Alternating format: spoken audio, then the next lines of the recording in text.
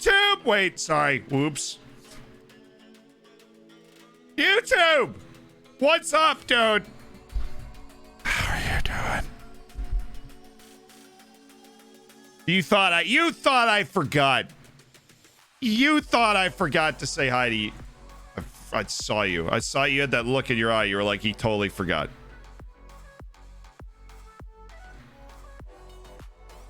You were like, he forgot. He just forgot. No, he didn't. Never. Could never be me.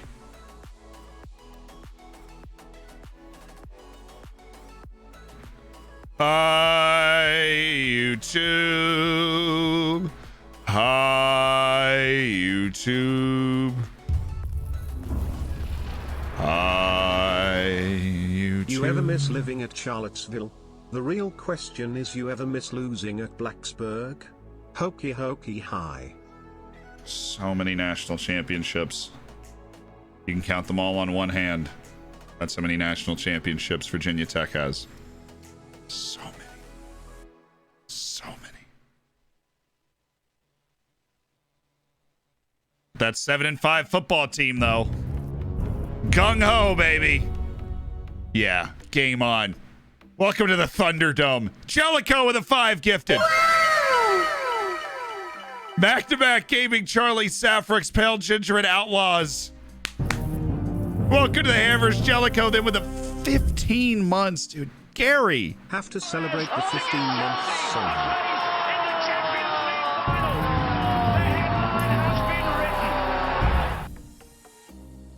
Why are spiders so smart?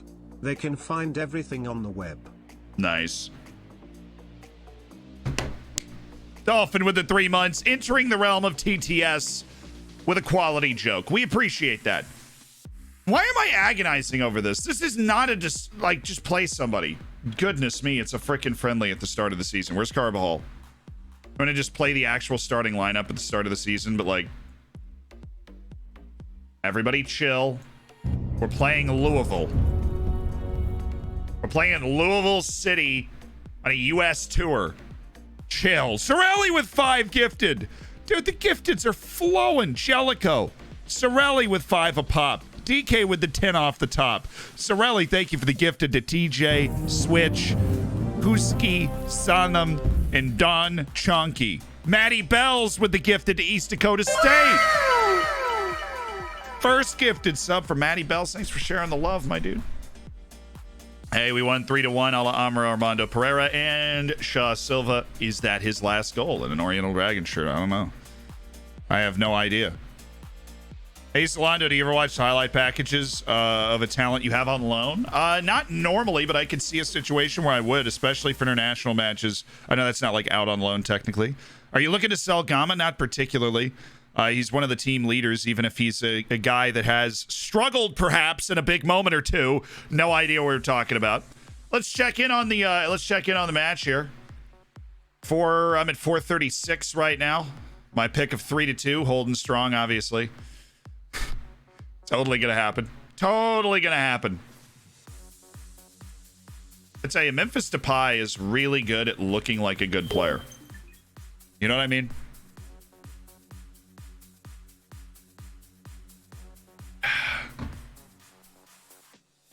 What's the Taça de Portugal placard? Yeah, he does not know. Probably the most honest, beautiful thing I've seen in a while. Thank you for sharing the last video. Simcell, yes, of course. I mean, it was one of those things where I read it while I was looking for the ad.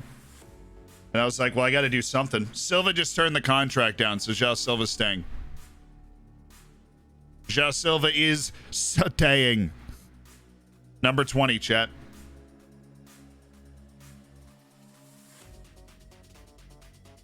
He's under a bid of $3 million from Gink. I think we're about to take that. Gink just made a $3 million offer for Paul Griffin. I'm thinking we take that. Paul Griffin, the Irish centre-back. On the move to KA Gink. Oh wait, we gotta switch our tunage over. We didn't switch our tunage. It's a freaking catastrophe. Okay. Silva has rejected the contract with Eintracht Frankfurt and would like to stay with the club. No, he wouldn't, apparently. He just doesn't want to move to that club. He doesn't consider them a bigger club. Okay. Okay. We promised to sell him if somebody met his release clause, which is a pretty hilarious promise because, like, obviously we have no choice if somebody meets his release clause. But, you know, that's just what happens. Faldir, why is nobody interested in... I mean, they are interested in loaning him. A loan or a transfer. You don't understand here. Tarek Michelle, maybe 250,000. I apparently cannot get rid of Richard Tete Zakaria. Maybe a loan, just get the guy out of my training facility. He doesn't look good getting off the bus. Neither does Bobby Gordon. These are guys that we want to get out of the training facility. We've loaned out Sawadogo, which is nice. That's good. Stanley Zumalo. Oh, well, now everybody's making moves for Stanley Zumalo. I like Stanley Zumalo. No. 3.6 million for wonderkid Carlos Arias. What do I look like? A farm system for you? Nielsen Forrester for less than 100,000. No, thank you. Things are moving and things are shaking, though. I tell you, things are moving, things are shaking. I would take 45 million for João Silva. We just need a club to step up and put that money on the table. And apparently a club that he would want to actually join. So, the football's happening. I am listening to the game right now. There was a Dutch move forward that fizzed, unfortunately for the Dutch. Age where players stop progressing. Yeah, I would say massive player progression for almost every position, with the exception of goalkeeper and maybe some central defense, is going to stop by 22-23. Right, and then you're going to get, you could get like steady, lower level player progression, but not, you know, nothing too good. Tete Zakari. Get him out of my camp, please. And then Gordon literally got 2 offers. Gordon is the worst player that ever existed.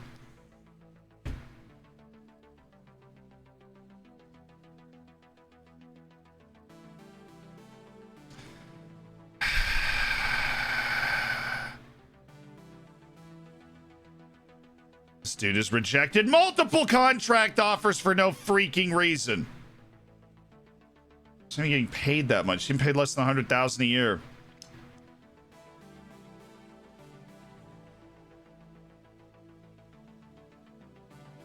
This one's gonna hurt, guys. I believe it's the right decision. We're gonna end up making a profit off of the signing, but why Adolfo? Stupid Adolfo. God, you're Adolfo, man. What the fudge?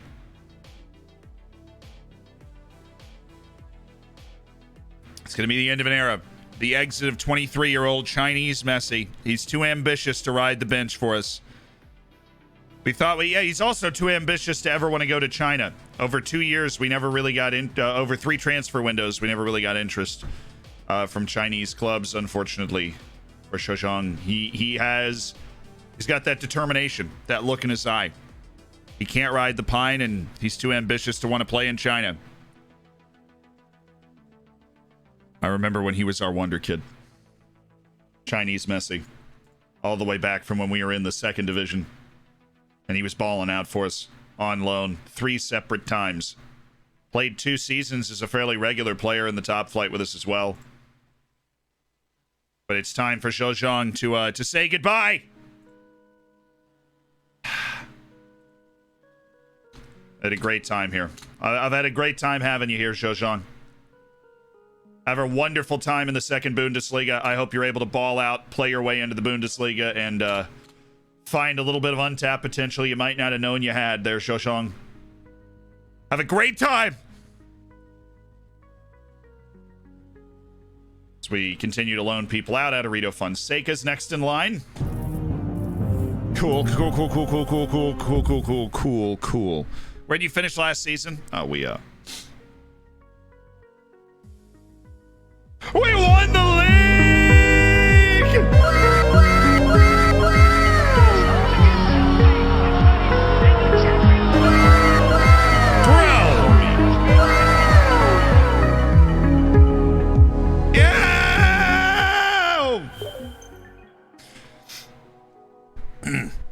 JJRK, thank you so much for the 3 months in the Twitch Prime. Appreciate you being a part of the Hammers, my dude.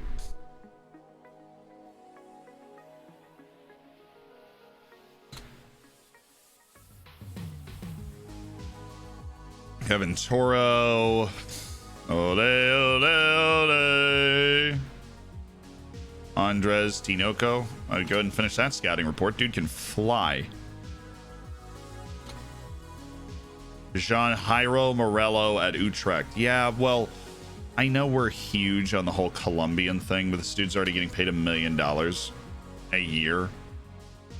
Josue Aldrich. How much money? I don't know, man. I don't like the idea of signing people for that anymore because we know that, like, our B team's just not at the level where we can sign those guys yet. Artur Hovsepian's on the transfer list. Oh, not Artur. Not Artur not being able to play for Real Betis at all.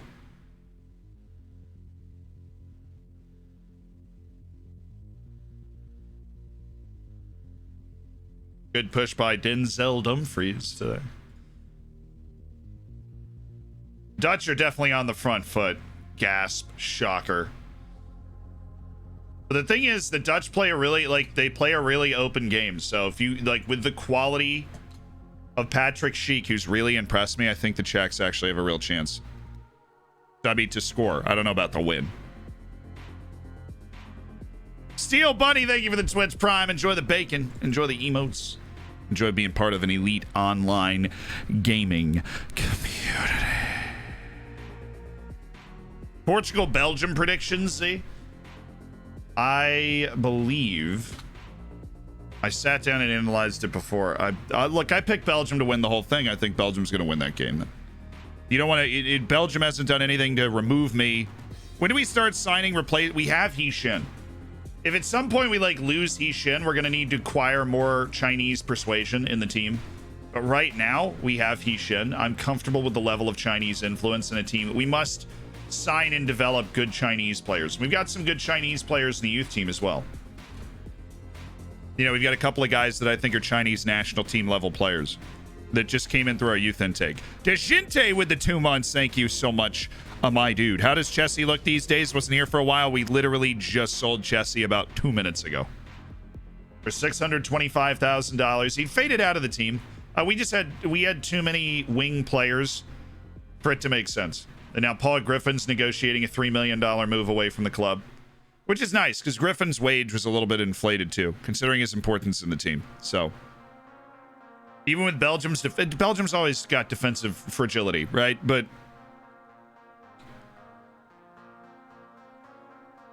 the Belgians are who I picked to win the tournament. They're still in. They won their group, right? We move. Number, thank you for the 2 months. How we finished last season? We won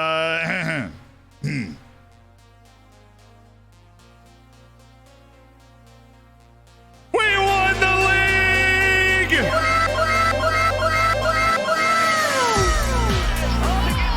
Bro.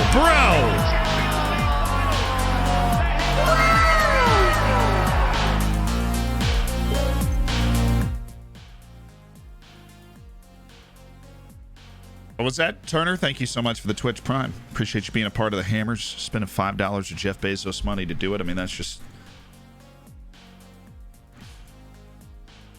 how you want to do it. I'm so weirded out by, like, Malaga just doesn't want to offer a loan deal for this guy, even though they're allegedly interested in him. Setubal, how much money do you want to offer for our boy here?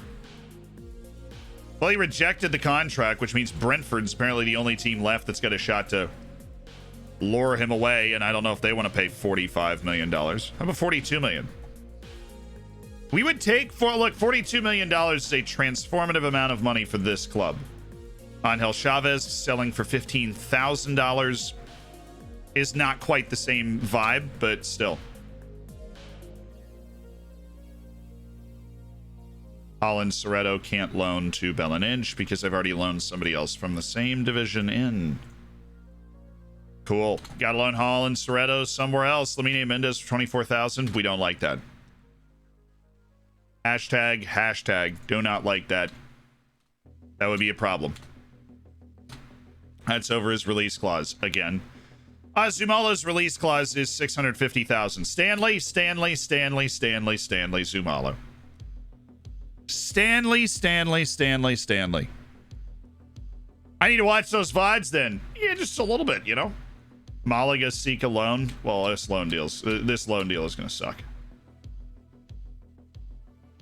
Stanley Zumalo feels the club would struggle to reach his contract demands. You jerk.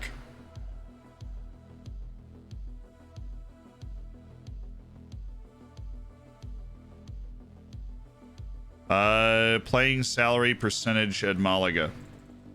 You want to do that? Then I'll go ahead and optional future fee you at 1. Nope, 1. Bullied! Absolutely bullied. They've got an optional future fee at 1.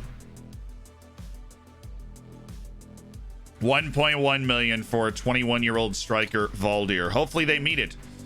250,000 from Setúbal. Maybe Adolfo will agree to play for them. I really honestly don't care. I'm surprised that it's this dramatically off.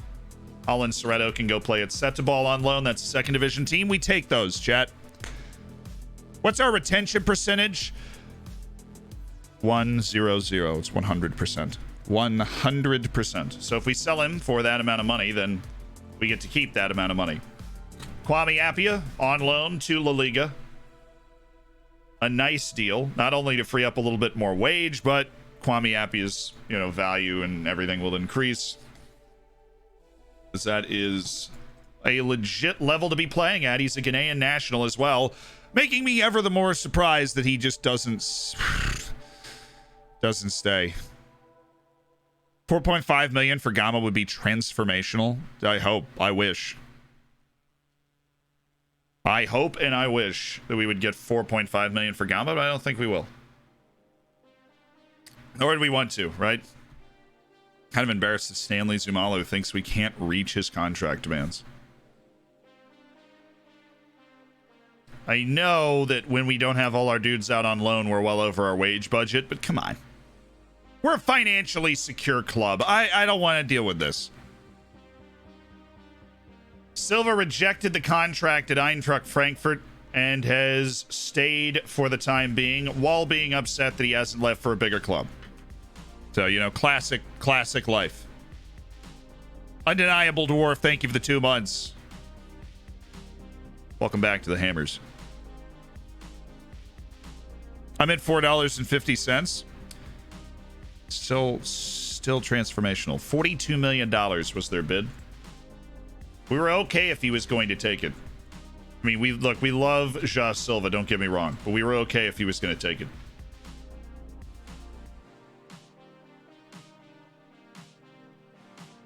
Lucas Mika, not good enough. Andre Angelo. Ali Mohammed, I mean, it's a shame. He is just a little bit too bad. I want, nothing else in this world to sign you, man. Brentford want to offer 54 million. Dude, I will take that yesterday. Jeez, man. That's the asking price. Come meet it. No. Shinji. Portillo with 3.6, 1.5 over the next couple years. I'm thinking no. Ooh, Urawath.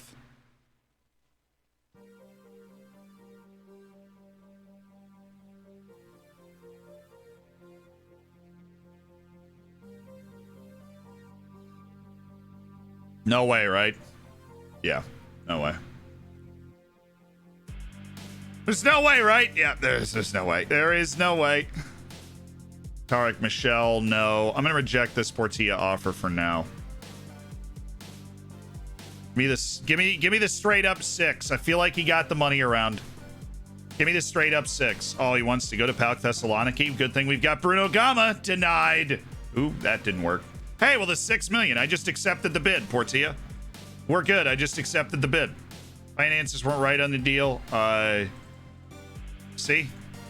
I just took 6 million. 6 million for Michael Portilla.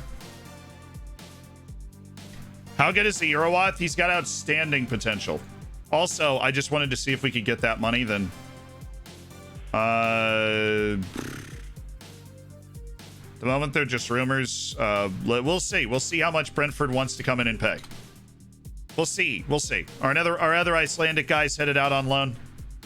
If Brentford wants to show up and actually throw some money down, we'll see. Well, I think you think Portilla's gonna. Yeah, Portilla's gonna take that. He's gonna leave, isn't he? He's gonna. I mean, we were hoping that we would get an offer up around that. Former Golden Boot winner, next gen winner Michael Portilla is gonna be headed out the door. He was, unfortunately, after all, a bit of a one-hit wonder. Marc Bougeret doesn't have that top-end potential, unfortunately.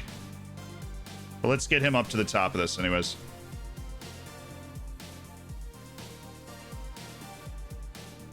There is a team interested in him.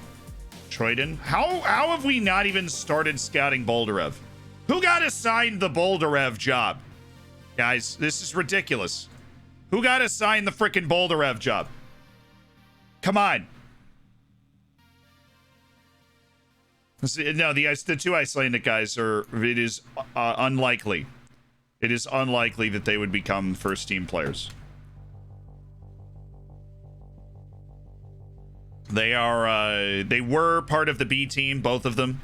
The two Icelandic players that we have. One of them's got really high potential, but he's also already 20, so like, he's got to just explode for a couple of years.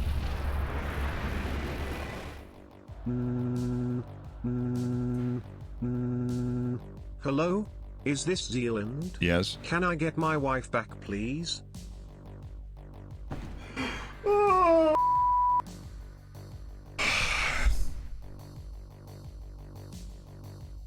Wolf, thank you so much for the $5 donation.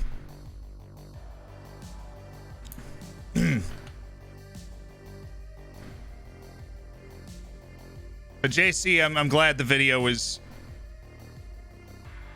I'm glad the video was a properly done story.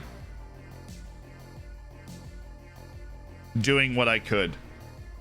That's what I was trying to do. Hopefully everybody else trying to do. Armando Pereira just bagged 2 goals. Silva scored in the first minute. Bruno Gama with a tight thigh. All right, El Bruno.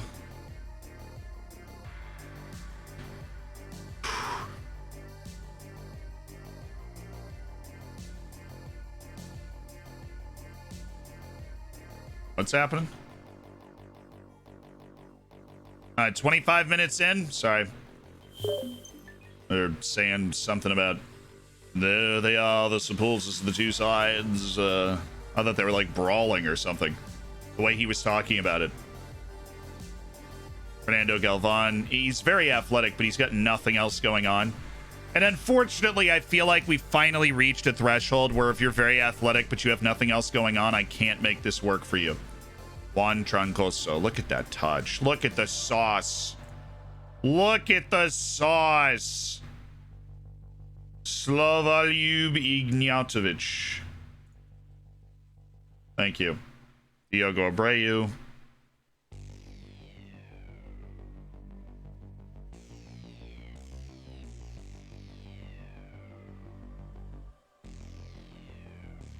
Samuel Fernandez. You can go ahead and cancel the assignment, take him off the short list. He's not quite good enough. And then we have Villarreal. Cool, cool. Actual target. Like to look at the actual target, and then not just the people that are in on trial. I would like to sort them out, and then we can look at the actual targets. Stanley Sumalo. What about now, Stanley? What if I put the offer in now? Would we be able to match your wage demands, Mr. Hot Wheels, Stanley Sumalo? And then there's James McLaughlin, who we've thought about signing before. The uber intelligent pass dissecting whatever. How have you signed so far? We've been working on sales, and we've hammered out a lot of sales of different players. We needed to get the money in first, and then we could start to make moves for somebody like James McLaughlin. This guy's really not like an actual target anymore. Gustav Bjering.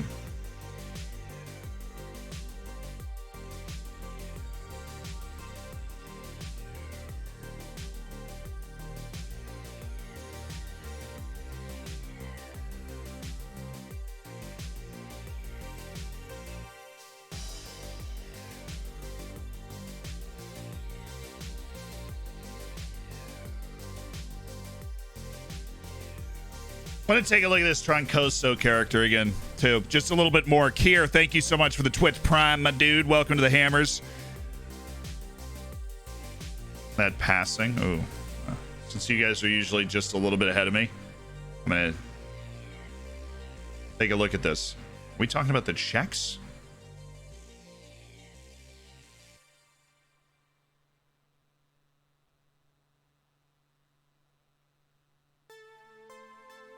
I don't know what you're talking about. I'm telling you, this game is open right now. This game is open. It's open for the taking. Oh, you were talking about the passing by McLaughlin. Oh my god. Oh my god.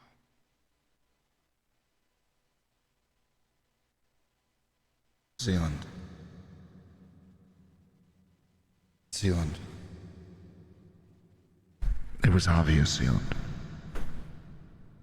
What are you doing, man? It was obvious. Just pretend it never happened. Pretend you knew what they were talking about. It'll be okay. All right. Yeah, just do that. Got it. Got it. Oh, now my eye itches. I'm crying. No.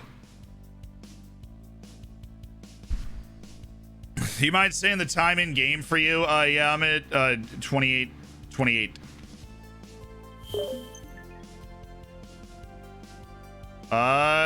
We still will struggle to meet Sumalo's contract demands. You know what? If your demands are really that high, then never mind. Red Bull Salzburg in an offer for Lamine Mendez. I would like to say no.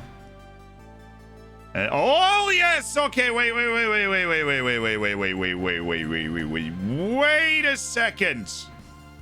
Oh, he doesn't want the freaking release clause, man. I don't want the release clause. I don't want the release clause. Okay, I don't. I don't want the release clause at all. I feel like saying don't bottle the title defense. As current champion, you are in the best position and expected to repeat. Don't you dare and bottle it.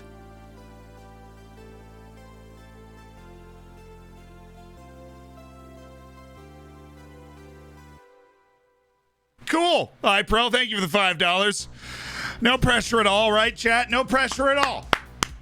No pressure at all.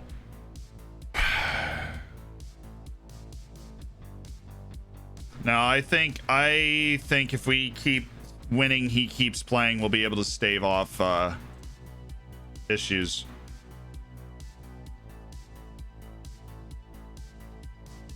Wait, I don't want to do that because if we do that, we won't be able to negotiate a contract for the next 6 months. My bet is in the next 6 months, we'll be able to offer him a contract without a release clause. That's my hope. If we're able to go out and start winning. His minimum fee is for everybody. Hey, Bobby. See you later, bud. Get out of my club, Bobby Gordon. Dude just doesn't want to leave. He's rejected 3 moves, which is just super annoying. It's so tremendously annoying, Adolfo. Not only did you end up not having anywhere near the potential we thought you would, you now are rejecting moves away from the club. So that you have to sit here collecting dust in the reserves. What a terrible, terrible, terrible human being you are, Adolfo. Terrible.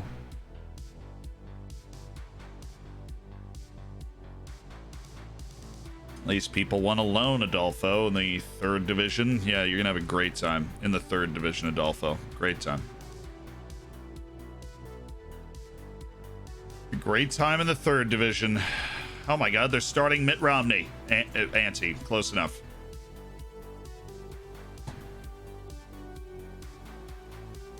Our look at the Tampa Bay Rowdies on our American tour. He's not even getting those, like he's getting $93,000 a year. There's so many clubs that can afford that, including every club that put an offer in on him. Your video brought me to tears the first time in years. If you're the guy that sent me the email sees this, I hope you're good and much love coming from Exeter, England. Yeah, I got another email from the family after the video, reacting with a lot of happiness to the way the video had been received as well. So those comments and stuff, Swanky, mean a lot to them. I thought his name was Zealand because he's a hobbit. I am definitely hairy enough to be a hobbit.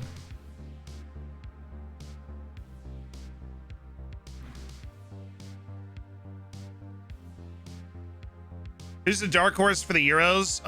Well, Austria and Turkey were the two that the Football Manager simulation had picked out. No, Austria gave a really good account of themselves against Italy.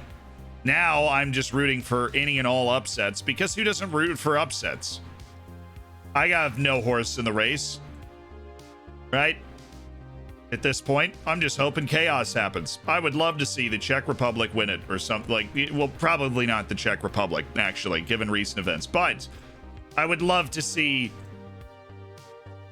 somebody. Belgium, I think, obviously would be cool. We're not going to end up signing Alessandro Silvestri. He's headed to Vitesse. Bye, Alessandro. Bye-bye.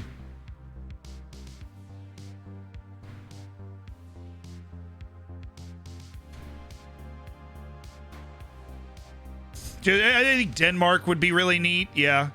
I think Denmark would be really neat.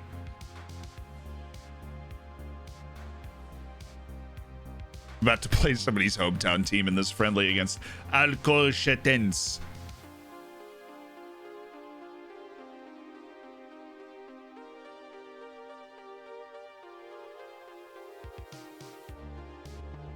I don't get the Belgium hype. They won their group.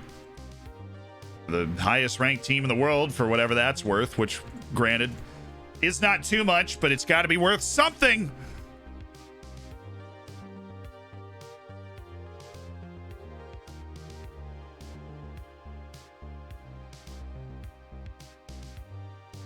That's not very, it's coming home of you. Well, I don't know what to tell you. I mean, I think like a Ukraine winning it would be just somebody off the beaten path that happens to battle their way to being able to win it. I am always in the camp of chaos. I am rooting for the chaos. Andreas Hoffmann. Just got a fabulous first step, Andreas Hoffmann. Norbert Belish from Pushkas Academia. And we just found a Slovenian with real talent. Not fake talent. Real talent.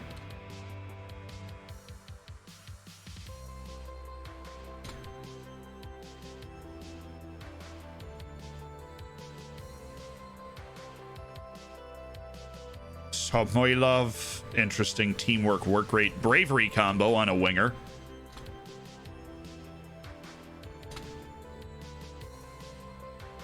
I guess Matias Gonzalez kind of is who he is then.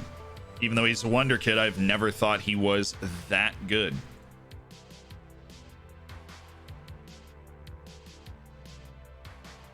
All right. Last match of our preseason US tour. One more. A lot of teams interested in Sweeney here. I want somebody to come in and make an offer. I know they have the money. It's a La Liga team, 2 Prem teams, Werder Bremen, Celtic.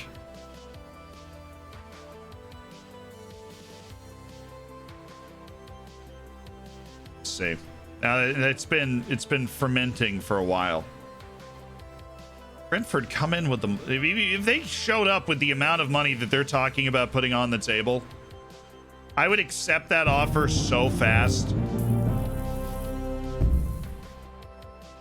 So fast. Dragons. Up the freaking Dragons, man. It's still just Sparta Prague. That is incredible. That is incredible that the only team interested in Alexei Gushkov, who is objectively very talented at a mid-level European League team. One interest.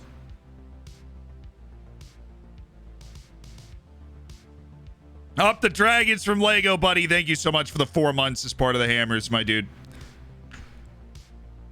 Does it say calendar Champions League quarterfinalists in my save? Yeah, poll to them to be in that group. Generally speaking, yes, but if they're Champions League quarterfinalists, then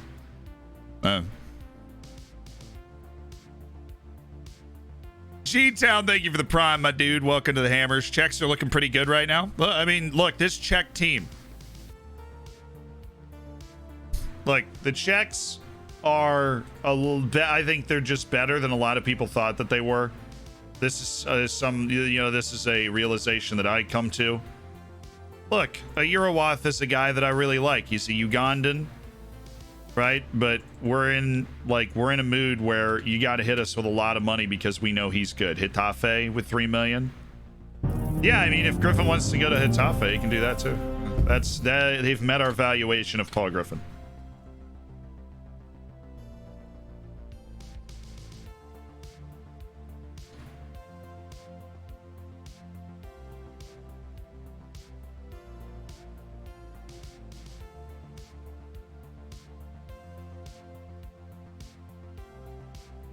Cool, it's broken. That's really neat. That's really cool how it's broken there. I love how that's broken. That's my favorite. It's my favorite thing in the game. At least this isn't broken. And we use this one. Okay, it's just that. Maybe it's like a travel thing and we just didn't know it. You weren't my first team plans, along with everybody else here. Orias has 18 strength. The man is an immovable object. It's not travel. We already traveled. It's ridiculous. Yamstock, thank you for the 3 months as part of the Hammers. Welcome back, and thanks for doing it with Jeff Bezos money, my dude. You planning to do more Armchair History podcasts? Yes, I have scripted the next one. The next one's researched and everything. We just have not recorded it as I'm scrapping my way to the back end of my final class, which is like an all-day thing. Are you still planning to do more Armchair History podcasts? Now, highlighted message, yes.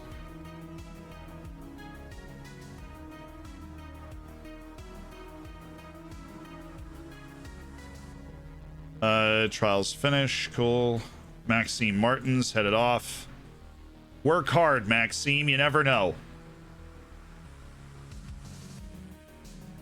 Shak Fatadze's actually decent. Kurt Zuma, of course, would be an interesting pickup.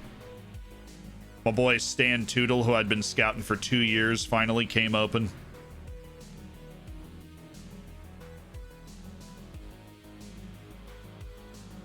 I was right. So debatable. Who's the most? Debatable. Debatable. Who's the more threatening side? Why? What? Oh, he literally just went on trial with another club immediately.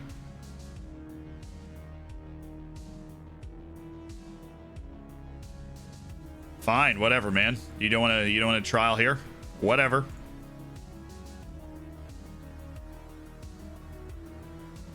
This is good though. I feel like we've emptied out a lot of the cupboard of this B team that's just not been what we wanted. Shodong Min, look, if I can confirm that his potential is as high as I think it is, he has the raw physical tools to meet with that potential and be a really good, really influential player. So I would like to get him in.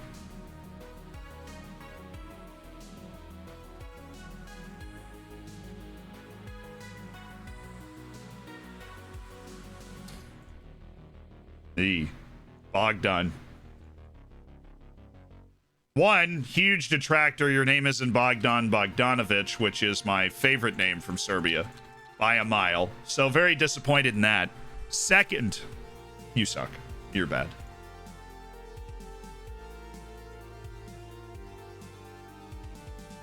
Stankevicius.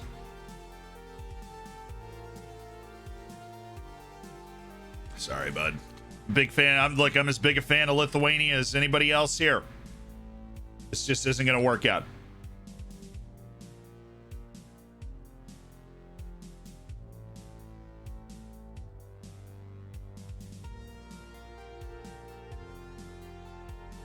Like this guy.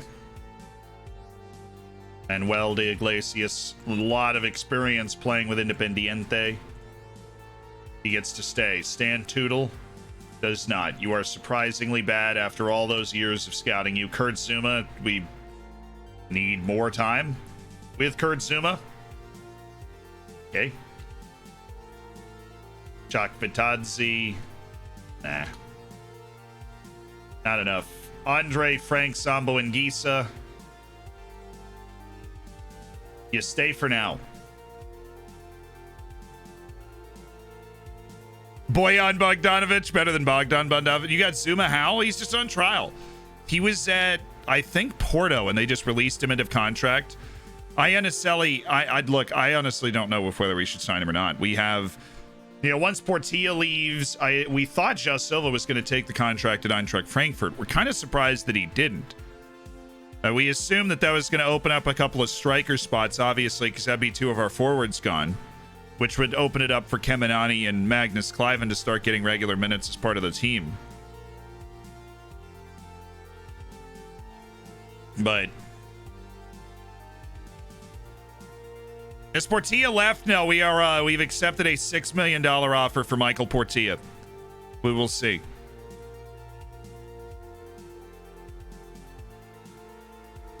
Just beat Spurs 1-0 on aggregate to make the Champions League final with Barramar. Traffic lights, congratulations. That is awesome. Evening, Z and chat. Hope you're well. Yes. I'm well. Don't think I can speak for everybody else, but I'm definitely well. Doing well, feeling well. Waiting for the illustrious Czechs to score a goal here.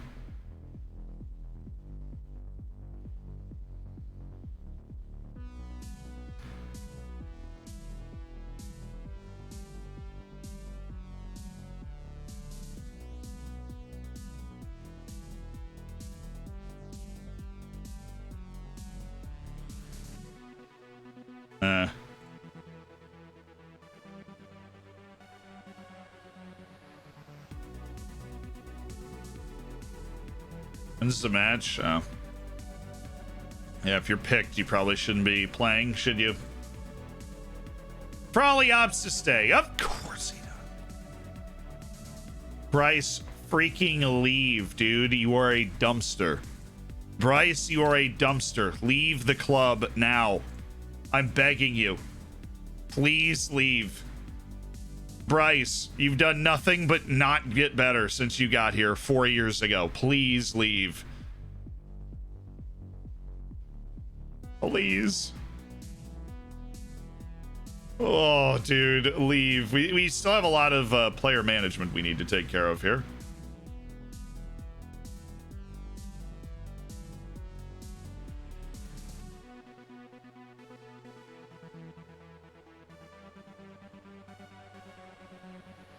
I think Walid Karat is off. There's just no way that fits. Bright Muhammad.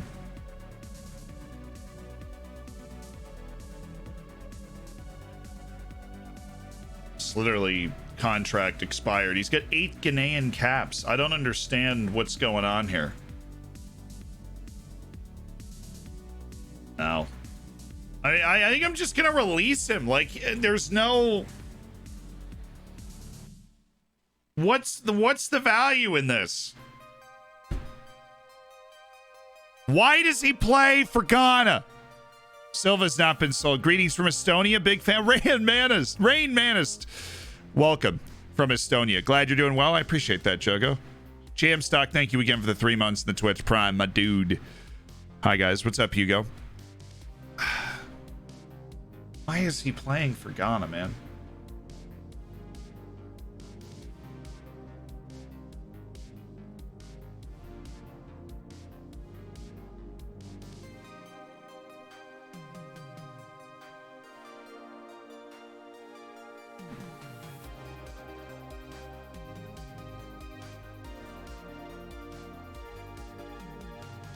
What kind of offers are we getting for Manuel Ba? Might entertain those.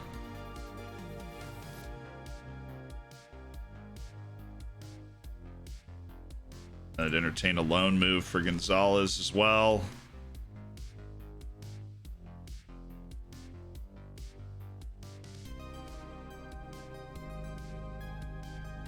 Come on, somebody come in with the offer for Sweeney. I mean, there's so many people interested in him. I think he's worth more than we're offering him out for. There we go. It's halftime. 0-0. Czech Republic are definitely up for it, though. Definitely feeling that. They're up for it. Emmanuel Ba offer out for $1.5 million. Por favor. Second division regular starter. Nice high level of competition from a boy Diego at 18 years old. If he hits a wave of improvement, it's possible. Signed any Americans? Yes, we signed a center back named Billy Herrera.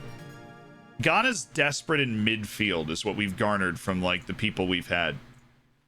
Adolfo, go out on loan, and I'm just really happy to see the back of you, to be honest. Since we tried to sell you 3 separate times, you turned the contract down every time, and now we're just going to loan you out.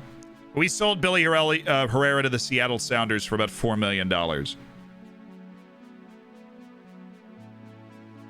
Czechs got nothing to lose. They're tough. I think the Dutch are feeling it a little bit. They have been such an aggressive, like free-flowing side the whole tournament, and now you get the feeling that just a little bit the Dutch are like, well, kind of feeling nervous right now. Check back in later. Definitely feeling nervous. Still nervous.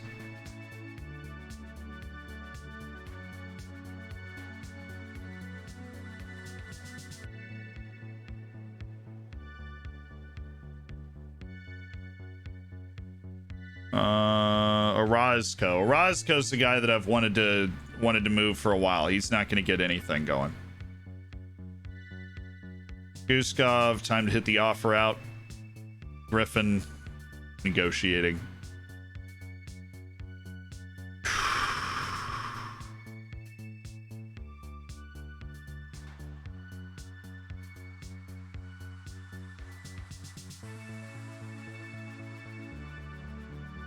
Come on, Irowath. Kick on. He didn't necessarily agree, but he also got fired up anyways, so I can live with that. Samudio for Mabasso. Try and elevate our fitness.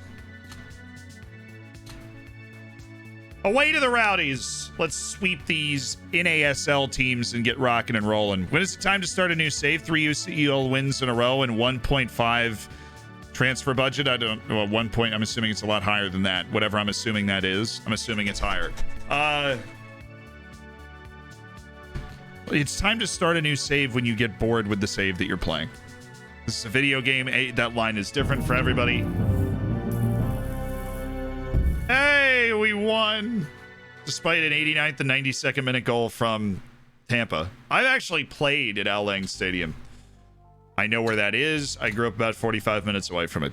Very neat. Go Oriental Dragon. We swept the NASL teams we played. As we should have. I mean, really, the fact we only won by 1 is kind of slightly concerning and a little embarrassing. Dead of the Sean, if you go to your notifications, you can actually see who gifted you the sub. Just, you know, you have the opportunity to thank them, like they pop up in the chat or something, and you're like, oh my goodness, it's my sub parent. I didn't say I was selling Clubinho. When did I ever say I was selling Clubinho? Okay.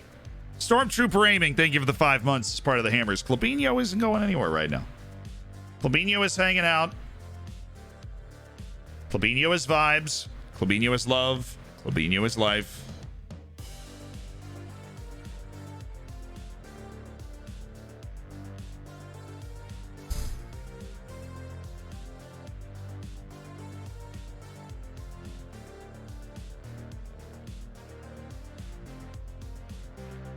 I'll never watch again if Clabinho is sold.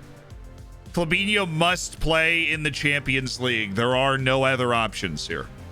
Clabinho must play in the Champions League. This is me, showing you the money. The money. I see it. I can see it. Thank you for the 6 months, Zekuana. Congrats on the silver bacon, my dude. Come on, Guatemala. Oh my God, they're gonna get out of the group. Guatemala, with wins over Guyana, a draw with El Salvador. If they can take points off the U.S., they're out of the group. What about Panama? That's okay. They lost their first game, but it was away to Costa Rica. They could totally beat Haiti and Nicaragua.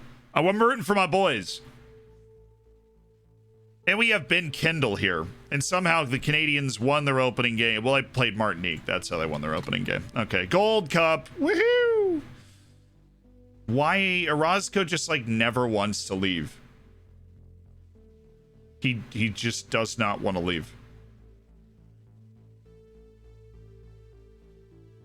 He's open to speaking to other clubs. Let me put Orozco on the transfer list. Is anybody interested? Just put him there for a little while. Let him wallow in it. I mean, if you're interested in signing Walid Karat, then hit me up. Magnus Hansen is improving. We're actually just probably keep him, put him in the U23s, and let him just improve for a little while, because he seems to be feeling pretty good right now. Put out $1 million for Emmanuel Ba, huh? Huh? $1 million?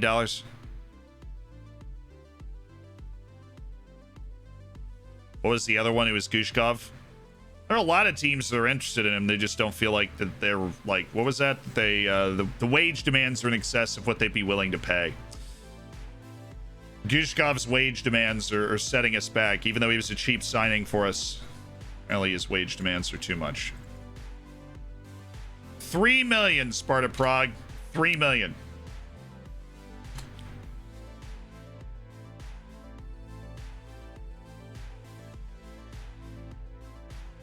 That's not enough. You know that's not enough. You know. You have to know.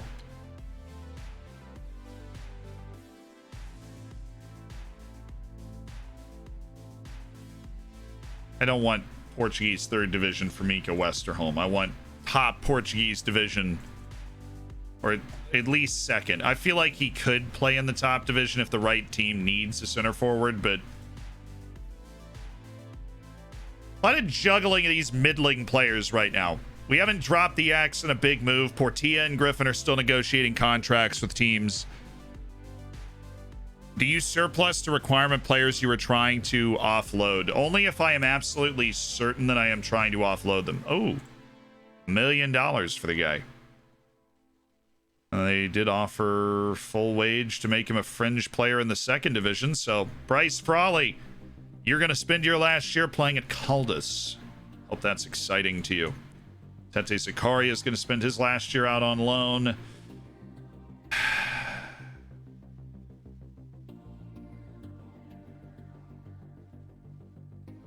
In a weird way, those two teams being interested in him makes me believe that I should continue to work on developing Emmanuel Ba.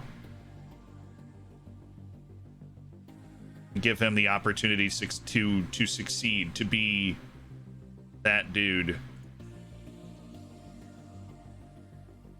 To be the inverted winger off the right.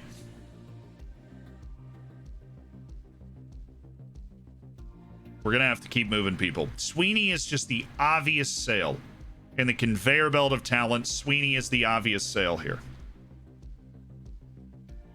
Gushkov's going to have to move.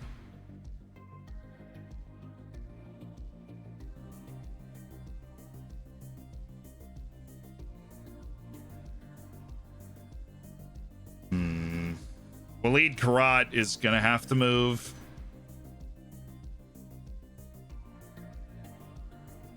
Sweeney is just the obvious one. Orozco, we do have a team interested. It's ADO Den Haag. after transfer listing him, thank goodness.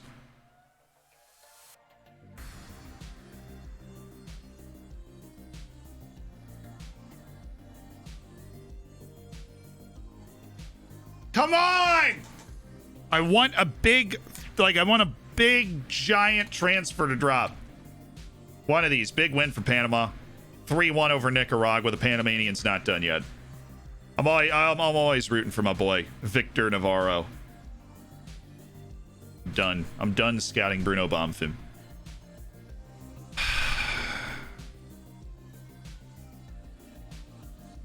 Sweeney not good enough? Why is he being sold? Because we have so many midfielders that are talented that have a chance to get a lot more talent. Basically, what Sweeney does is he soaks up minutes for players that we need to be developing so that our team can keep improving. And Sweeney has a lot of value, right? He's an Irish national team player. He's played a lot for us over the last 2 seasons on a league-winning side.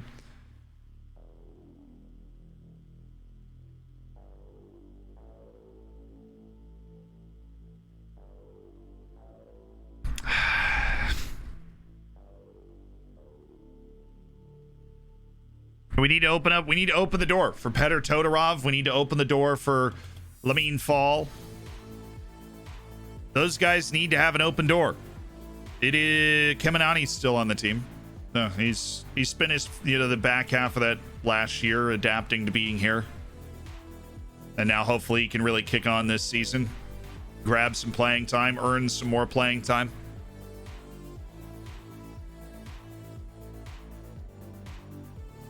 Portilla's done the deal. He's locked in.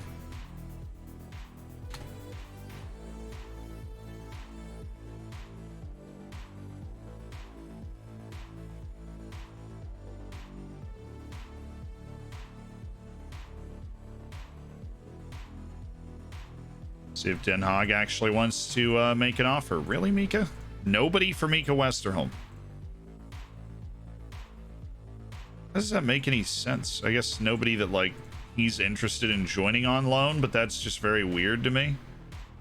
Someone like Cal putting in offers of just absolute nothingness. For Walid Karat.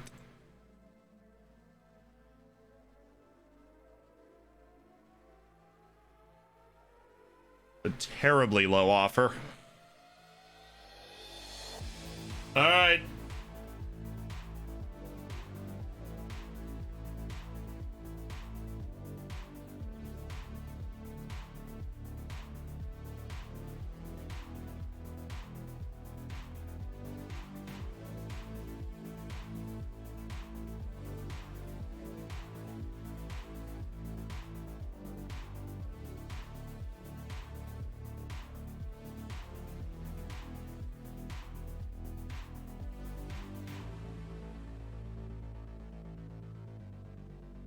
Get your chips out.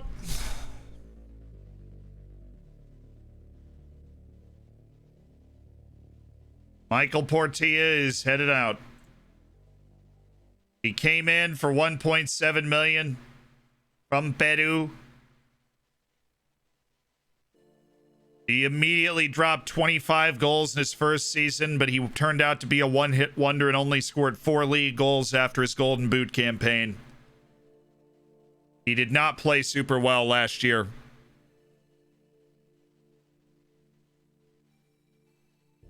But he had maybe the best top flight season of any forward we've seen from Oriental Dragon. With 25 goals as an 18-year-old, he was just banging them in from all over. He's headed to PAOK Thessaloniki for $6 million.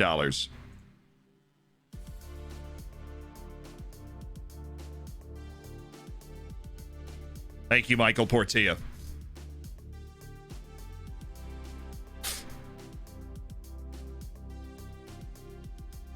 Griffin just completed his... He actually didn't complete his intensive language course.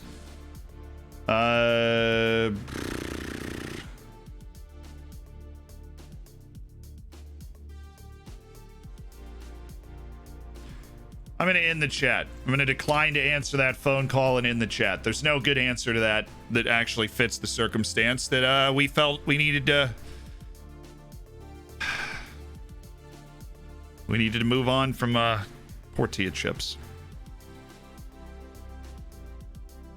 But a special player. What a special player. Special player, Portilla chips.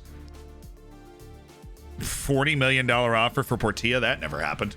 That was Silva.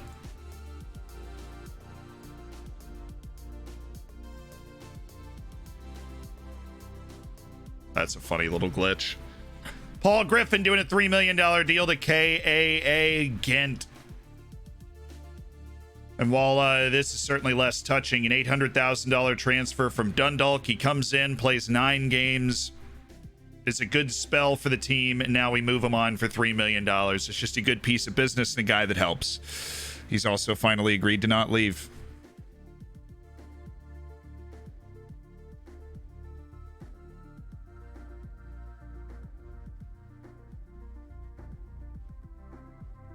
Goodbye, Paul Griffin. He's headed to Genk. Make his move. Unlucky for some, but lucky for me. Watching us win Liga NOS was one of the best FM moments ever. Onwards to greater victories. Amen, Twinkle Toes. Thank you for 13 months as part of the Hammers. And Svibel Knight, thank you for the Twitch Prime as well. Thanks for being part of an elite online gaming community. Enjoy the bacon and the emotes and such. All right, second half is kicking off. I can hear it. Goodbye, Paul Griffin. Have a great time at Ghent. He was a deep cover signing, Paul Griffin. He was a guy that was signed to help spell the team when we were short on center backs, and he did just that.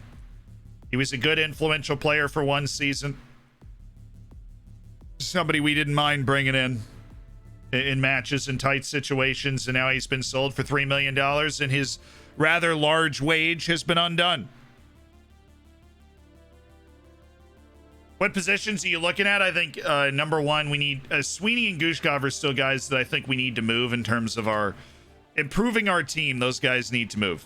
But now, because of those two sales, we find ourselves kind of flush with a good balance, with good cash, with a wage budget that has been reduced because Portilla, for those that don't know, is getting paid over $700,000 a year. And with his kind of production, we also needed to make that sale. If you were thinking the Portilla deal needed to be a little higher in value, well, it's because he's a very beefy contract, $700,000 a year. So we needed a team that was able to kind of grab that. And then Griffin was making $500,000 a year, so that's a good sale there to get money out of that and also not have to pay his wage anymore for a guy that I didn't think was gonna play even less this year. We have officially sold Portilla chips. So the first thing I want to do is come over here and see if we can increase our junior coaching budget after kind of injecting some serious cash into the team. Increase that junior coaching budget, and hopefully that'll go through.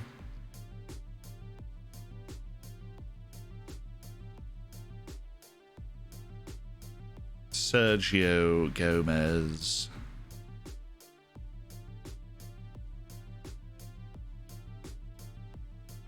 It's not had a good career at all. Compared to like how good he can be, he's not had a good career.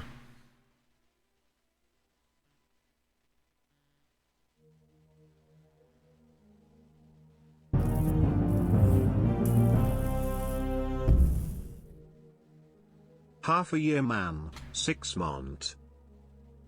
Murph, thank you for the 6 months as part of the Hammers. Congratulations on your silver bacon. Once you sell silver for 54, can you play Loads of Money, the meme song? Probably not. I'm always terrified of DMCA. I already have one DMCA strike on here, so we tread very carefully, chat, on the DMCA stuff. Whoa. Eric Thorson.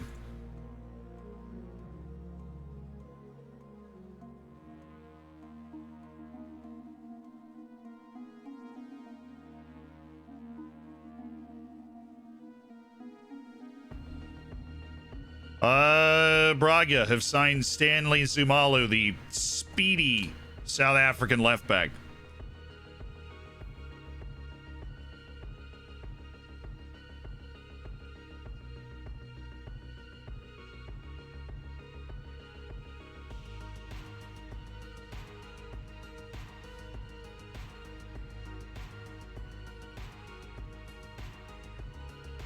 All right, they want to throw some lone players into the team. I always hate that without fail.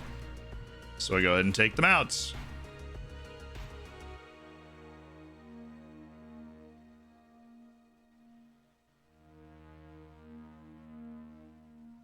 Gamma, Mejia, Zuma, get off my screen.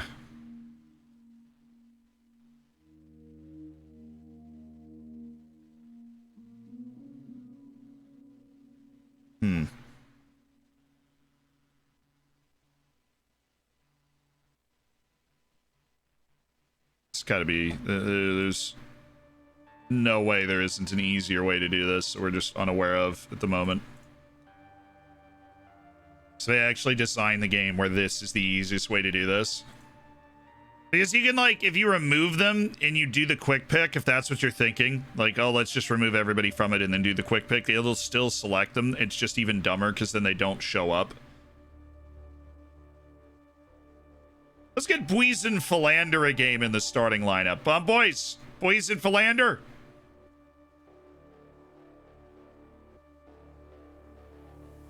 Do we have any Buiz and Philander stands in the chat yet? Have we done enough to create a Buiz and Philander fan club? You might be wondering if we are excited just because of his name. And it's not just that, but it's about 49% that. And I feel like if you're going to be a Buiz and Philander fan, that's something you just have to be comfortable with, that his name is the reason for the fandom.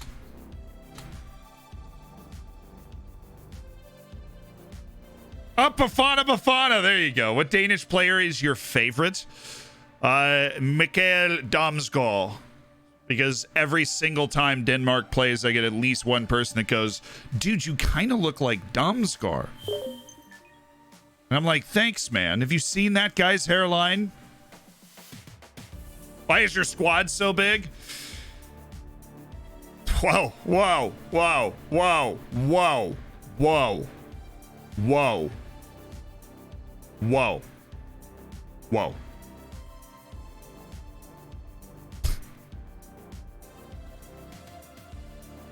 I'm deaf a philanderer. This is backfired.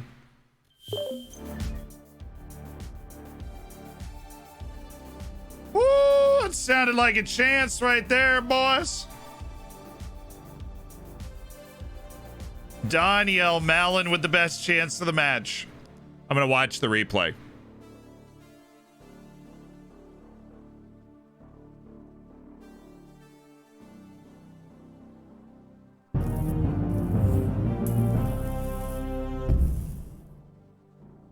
Almost a year, Zed.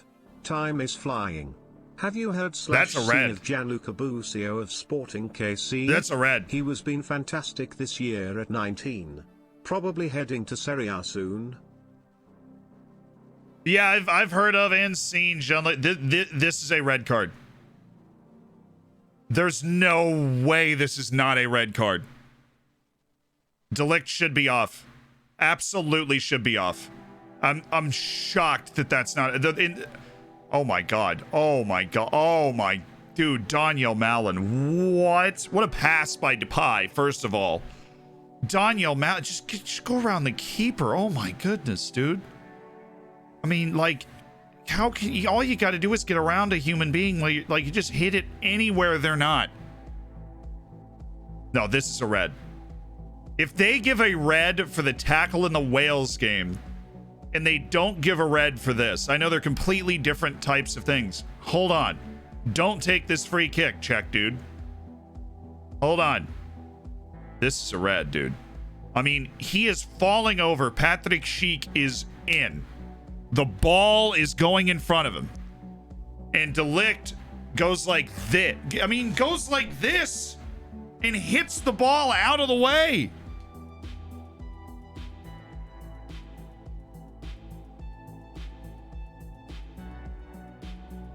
I mean, I know it's an unusual looking play, but when you think about what he actually just did, this has to be a red.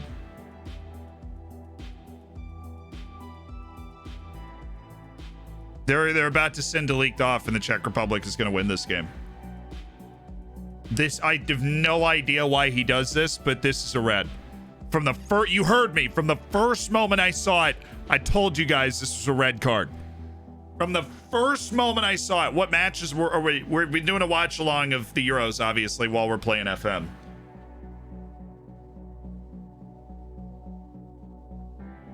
This is a red, dude.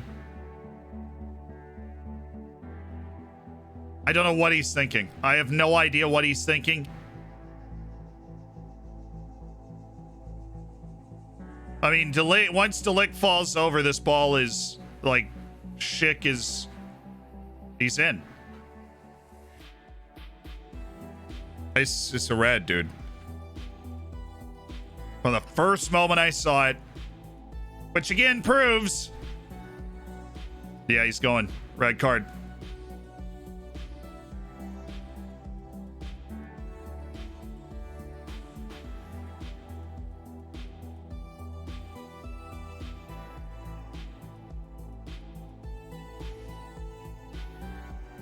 What a call by Derek Ray. Says the Orange have lost a little bit of their fizz. I don't know why he did it. I don't know why he did it. He'll be asked for the rest of his life why he did it. I don't know why he did it. But he's right in saying he can't have any complaint. I mean, it's a red card.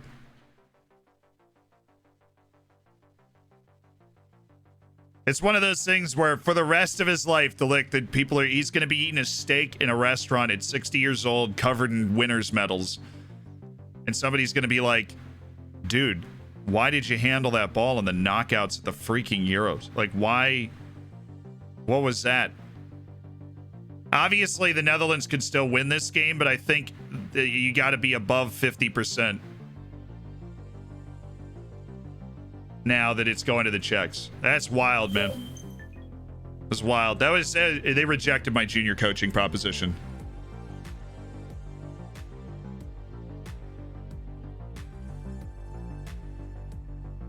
If Mullen scored, you blame Danielle. If Mullen had scored, it wouldn't have happened.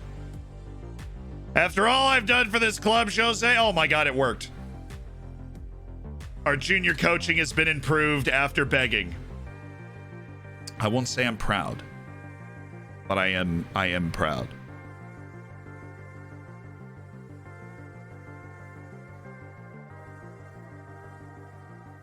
Why does Western Ulm not have sufficient interest to want to join them? Why is that a thing?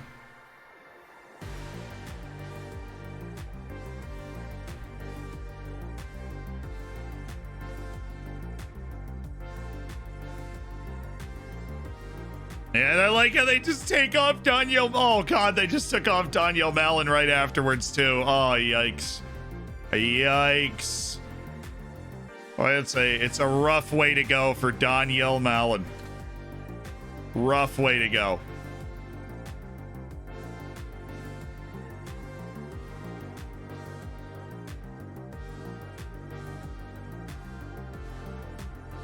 Johnny Salchin's on the move. Oh, goodness.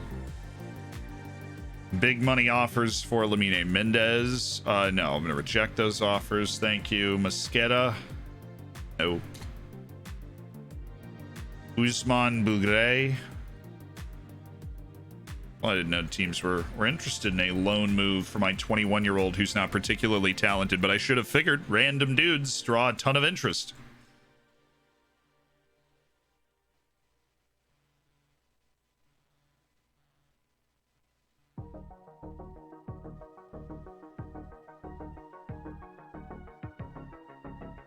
All right, here we go.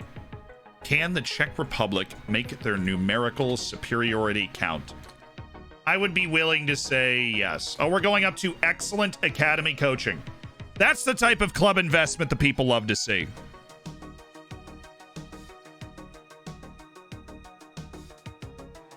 It's going to be a great match now. Or it should be, right? What's the most money you've ever spent playing in an FM save? 120 million. It's probably the most money I've spent on a player, and I didn't even like the signing. Dude, he should. I've done that before, actually. You get those offers of $0 for a player, you raise it to $1, and they're like, unbelievable.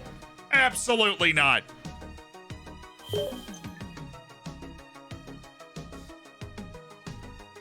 The sheer, unfiltered, unadulterated audacity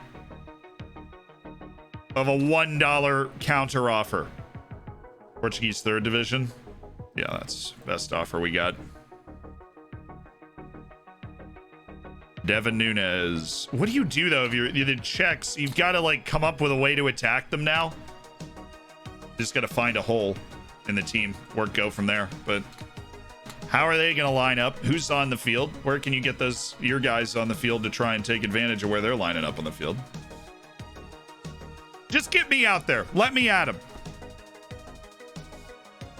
I'll do it. I'll coach the Czechs at this point. I bought a hood guard for 100 million. Who got sold? Portilla and Griffin have been sold so far. What's up, Pabu? We've sold a lot of like B team and guys that haven't been around the first team, but in terms of people that made significant appearances in the first team last year, those are the 2 lads that have left us. Kevin, no, Kevin.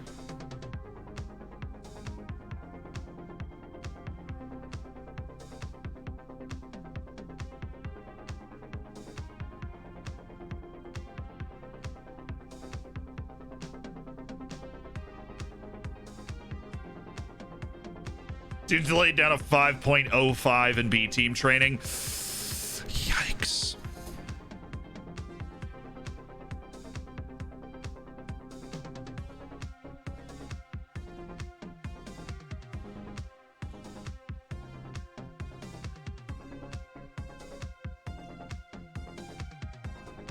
I went to go look at the handball check, but it was already over by the time I got to it.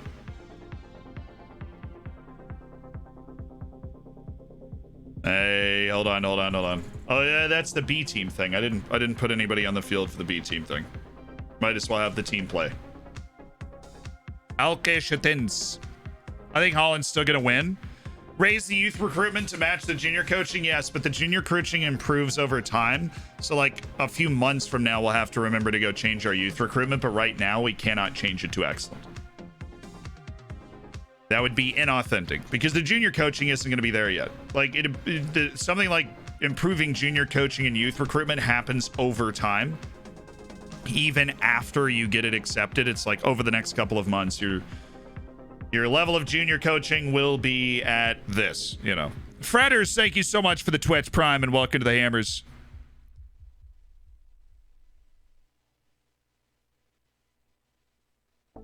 I do not play Euro Fantasy, no. Or I didn't, you know, set up.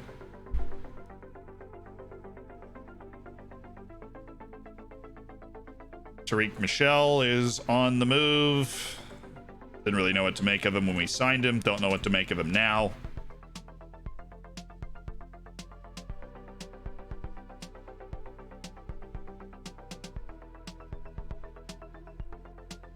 My God, Bryce. Oh my God, Bryce. What is wrong with you? What is wrong with you? Turn down a loan.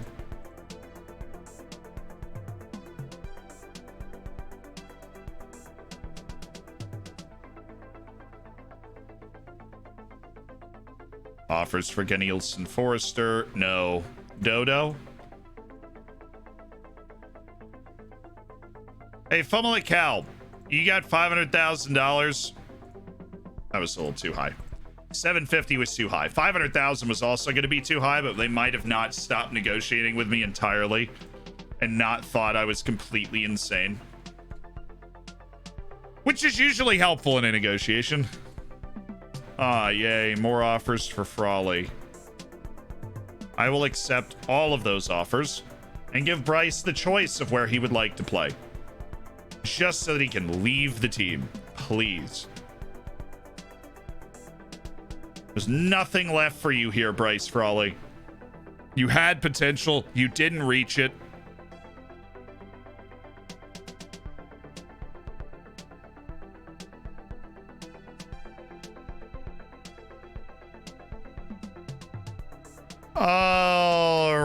expectations. Attempt to be competitive in the Champions League, qualify for the Conference League, semi-final of the League Cup, perform to a fair level of respectability in the Super Cup, and reach the third phase of the... Oh, they want to reach the semi-finals of the actual Cup, and then the third phase, okay, of the League Cup. Yeah, that's even easier, I believe. Sell Appia, the goalkeeper?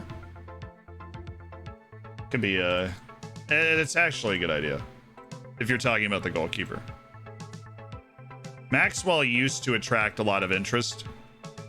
Maxwell Appia, and we assumed that meant that he had a lot of potential. They were wrong. We should have taken those deals. They were upward six figures, like 750,000. Hopefully we can get back and find an offer like that. Can I get a massive W in the chat? Just beat a Lukaku, Grealish, Sterling, Real Madrid in the Europa League second knockout round 5-4 after turning around a 3-2 first away leg with Charleroi. How about one of those?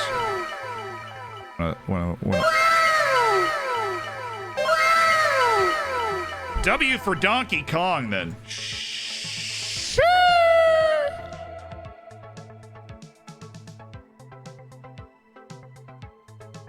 Alain Jadi.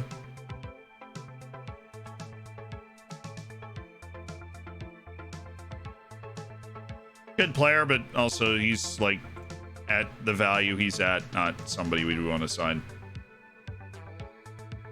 You're 21 and you're still talking about how you have the potential to feature in my first team. I am definitely not interested.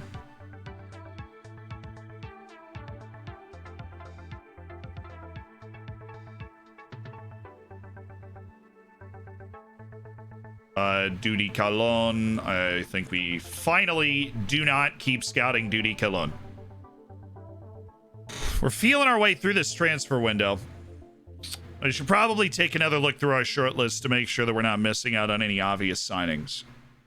I feel like McLaughlin's still an obvious signing as somebody we just need to bring in.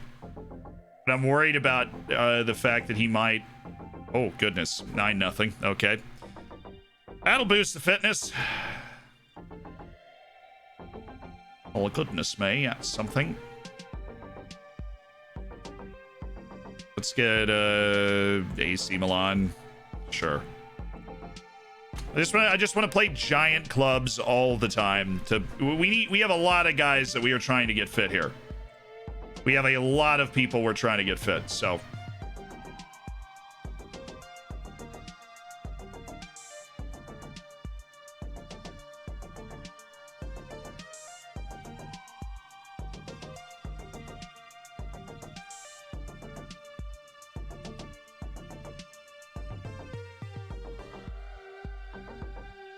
Easy. Okay.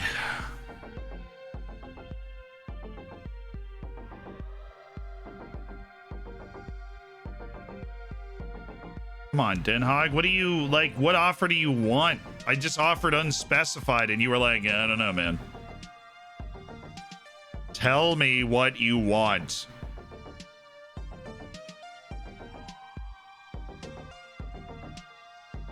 Goal! Oh, hold on.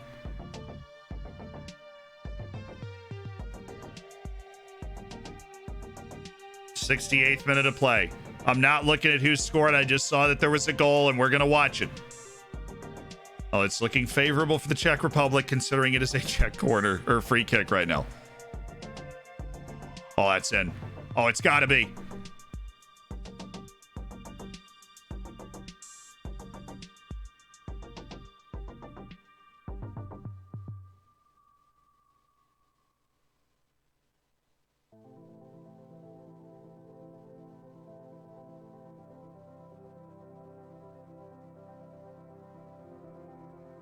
The Dutch look so... The Dutch look really beaten.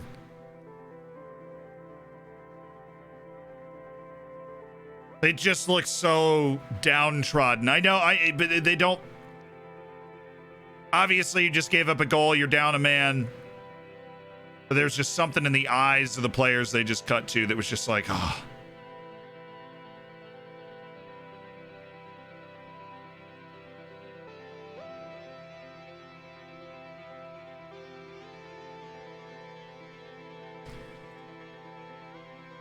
Well, my pick was 3-2. I expected an open game that the Czechs were in, but it turns out that could just end up with a 1-0 that the Czechs were in.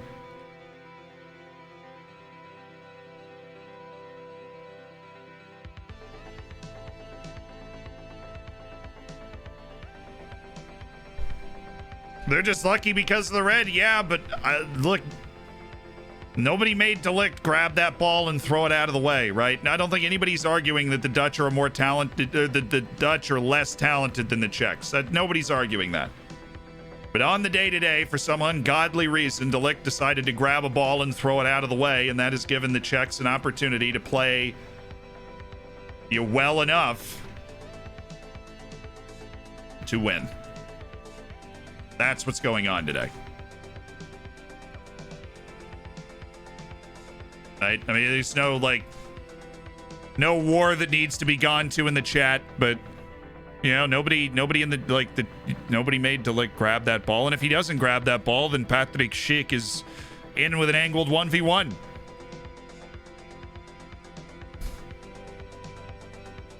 Yeah, Daniel Malin just really missed a few moments earlier. That one hurt. Yeah, that one was painful. That was painful to watch.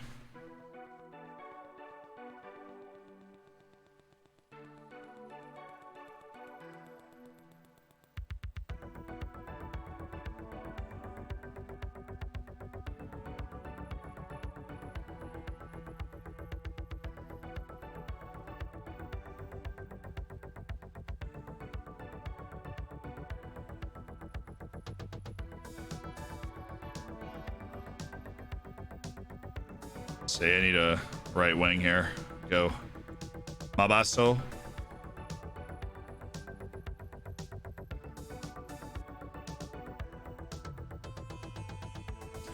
Just got to rotate the team a little bit for the next match coming up.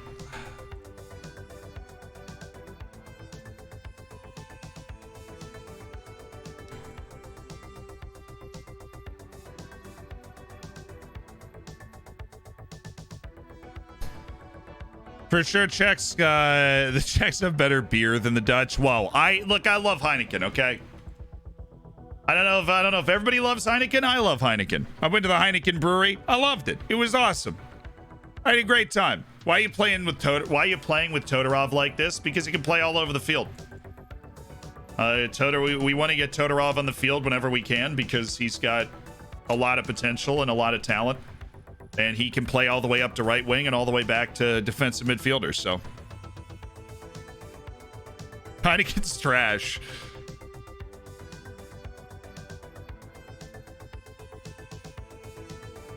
I don't like Bud Light. Everybody's got, I like.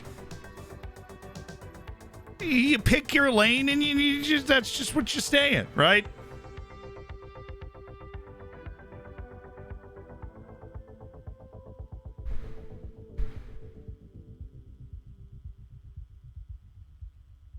How dare you like something that he doesn't like? I only drink black beer.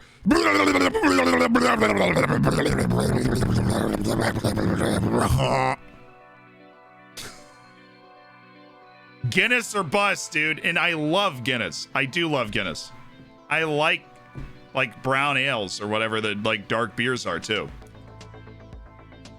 But there are beers that are good that are not that, in my opinion. Depends on your mood, right? How'd you wake up that morning? What side of the bed, right?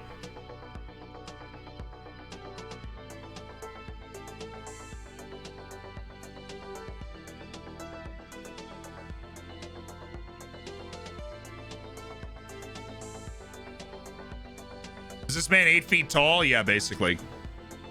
I drink straight potato starch from the potato, basically, yeah. More of an absinthe guy myself, 100%.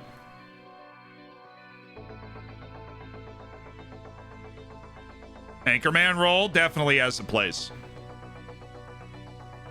I really do love creating extra pressure on the outsides instead of in the middle. I like forcing teams to the outside, which means usually the anchor of my defense is a middle three with 2 center backs and a more defensive midfielder. That's usually what I anchor my like defense out of.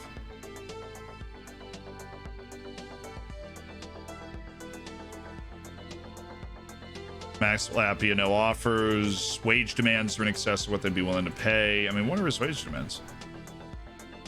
Can't be that high. Den Hog, I'm literally just gonna offer out unspecified 280 Den Hog.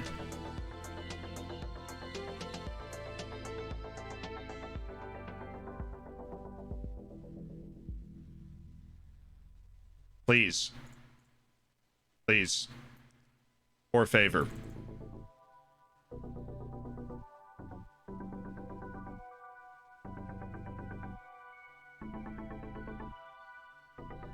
Like how the Czechs just brought in an offensive-minded player. That's how you do it right there. We're going to go out and try and score again. If they want to put more pressure on us, we're going to be able to hit them on the counter with quality. How many hours do you have in FM? A lot. As long as you're having fun, who cares what you drink?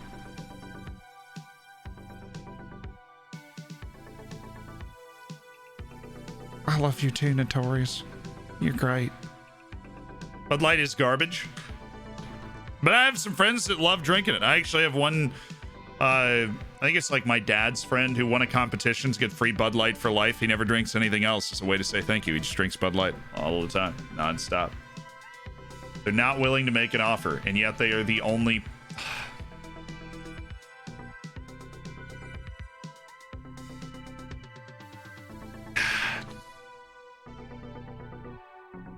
Hippolyte Faré. Fun name.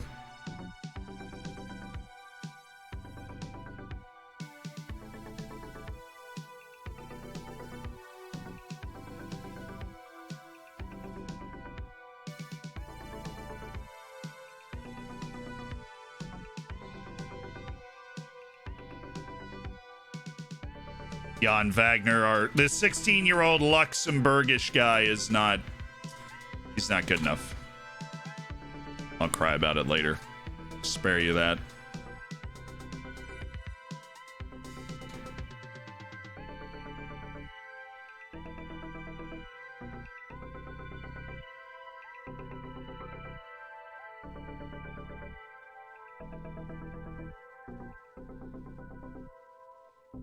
All right, AC Milan, what's up, homies? Powering our way through this preseason. Nobody does the wine thing? Oh, I bought 2 bottles of wine yesterday. I'm a classy lad.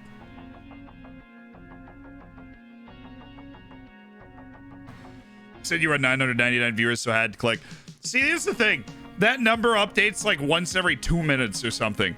But you know, you actually could have been the 1,000th person coming in, and I do appreciate it, Bread Keep. I really do. That is neat. What would be the Ultimate FM Challenge? It's the San Marino Challenge, which is winning the World Cup with San Marino. I think it's the hardest thing to do in Football Manager. I have no idea how you... Well, I mean, with the fact that there are no, like... The youth ratings of nations don't adjust over time. I don't know how you would do it without changing it. How can you play as a nation? Oh, you can do international management. If you didn't know that in Football Manager, you can absolutely take over your favorite national team. Play as them instead. Thank you, Mombot, for clearing up my wine preferences. These are the things you need to know. Yeah, San Marino's the worst national team in the world. And, of course, everybody from San Marino has national team eligibility for Italy. So if you actually, by some divine intervention, create good players, you're screwed anyways. Guatemala just got knocked out by El Salvador going to the knockouts. But Panama got through. Canada got through as well. Over Jamaica. I have no idea how. Jamaica's definitely more talented. Big old choke there from the Jamaicans.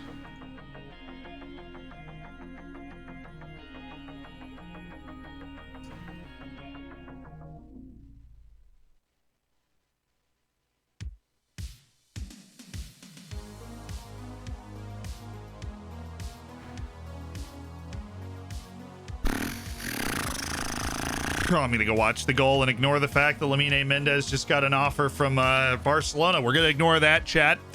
We're gonna ignore that. Netherlands in the mud. Netherlands in the mud. Oh, it's brutal. It's a brutal way to go out. Have one of your best players in Delict just do something that you can't really explain. I mean, it's like, oh, what a touch! Oh my god!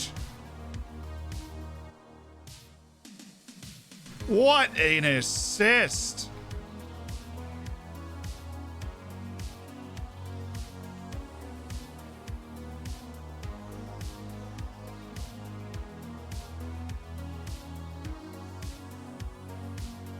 That was hot. That assist was fuego.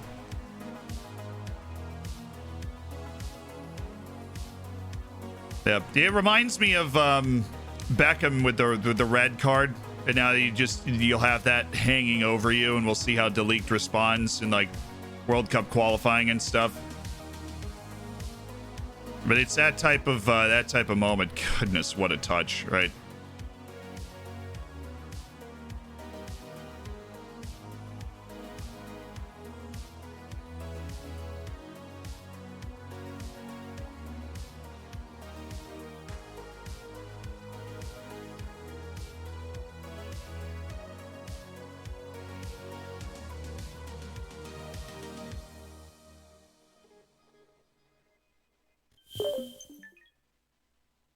Well taken.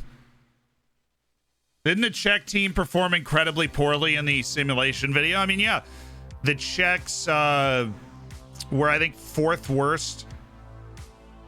They were the 4th worst team in the simulations. We're going to reject this Barcelona offer and see what happens. Better luck in Qatar. Basically, yeah, that's where you're at now. I mean, unlucky, right? For a Dutch team that I think looked really good in the group stage. I think everybody agreed they looked really good in the group stage. But, you know, you need your players to not make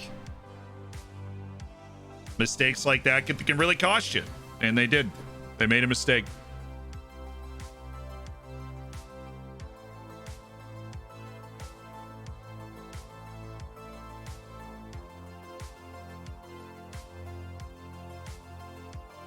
The Dutch are tired at this point, right? They've been a man down for 20-something minutes. You're chasing the game. You're off a turnover, and it is just hard to get the legs ticking over after a turnover like that.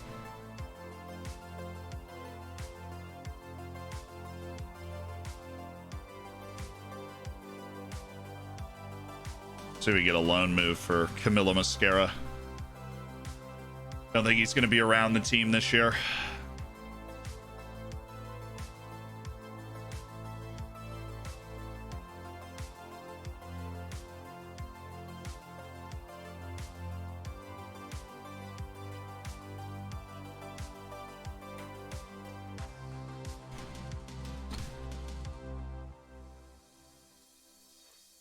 Mendez wants to move to Barcelona. Well, it looks like we found the line, chat. Unable to resolve the unhappiness. Bruno Friedrich wants a new contract. That's unsurprising. That's very unsurprising. Mascara, the only offers Millenarios, which obviously is Colombia. That doesn't do us any good. Okay, Mendez. Don't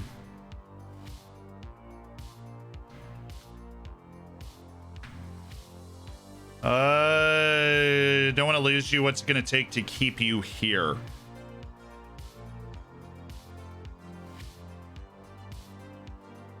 I feel like my game will stagnate if I don't play alongside better players, and I don't think you'd be able to get that caliber of player here. How long is your contract?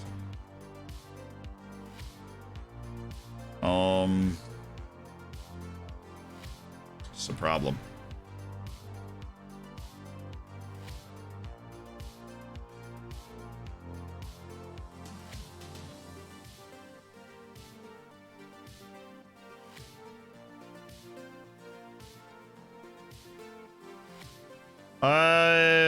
I can say the release clause thing. I just don't want to. Problem is, he's only signed till 2031. which is right on the line of what I'd be willing to like try and keep him, like battle to keep him. It's right on that line. His clause is 24. It's 24 million. I mean, we make good money, but there just aren't a lot of fullbacks like Lamine Mendez in the world.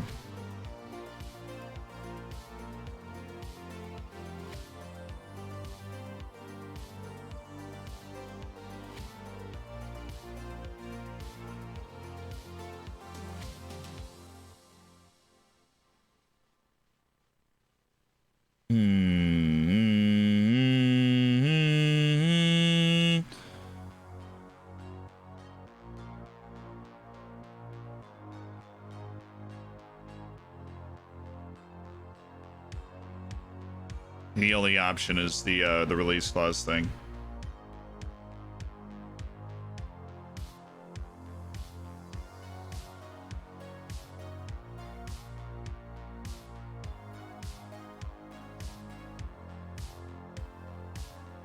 Looks like Lamine Mendez is not going to be on our team forever, chat.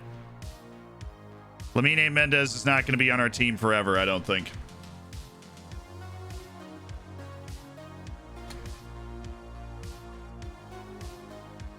Yeah, he just said even without the release clause, he's going to want to leave at some point, is what he just said. So I do not... Lamine Mendez is not the long-term answer at right back. Good thing we signed another Lamine, I know, but kind of sad moment anyways. To hear our beloved wonder kid, our no doubt wonder kid right back say such words to us.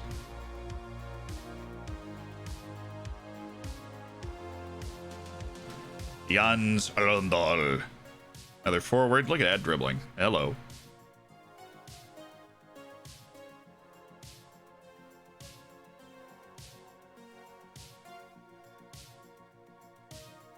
Yeah, a couple of these American scouting trips. No good.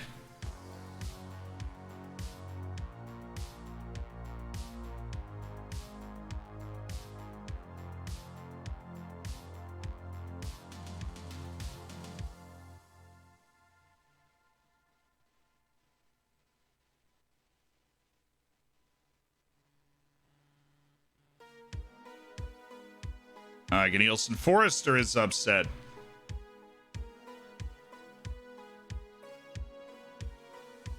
Finances weren't right on the deal, Gnielsen. Okay, what's your next asking price? No? Okay. Way to negotiate. You're a genius. He came in at 230,000. You didn't accept 240,000 as the price you'd be willing to move. So, oops.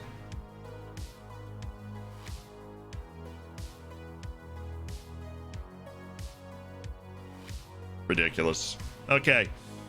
Do you want to just move on from Lamine Mendez now? Like, is that just the move? Like, Jas Silva wants to move to a bigger club. Lamine Mendez wants to move on. Barrientos wants to stay, which he's going to be fine at the end of this. Wants a new deal to reflect his ability. Friedrich. Okay. Oh my God, Bruno.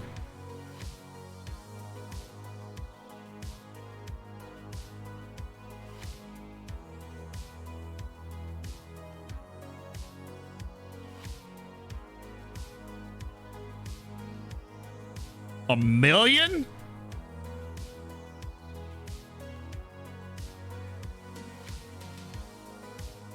Thank you, Dogma, for the 100 bits. What's $1 million?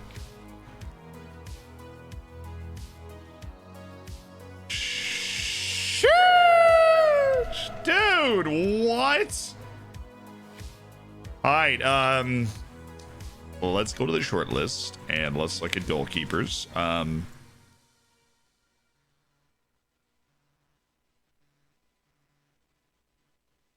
And let's just have a little look, see at, some different goalkeepers that we might want to add to the team, right?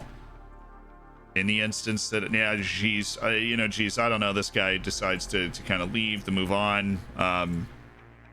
Something like that. Paul Alfonso. Jack Bell, 18-year-old English keeper Jack Bell.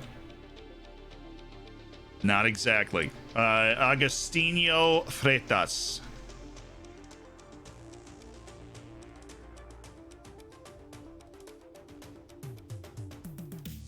Bongo Kulele Sabalala.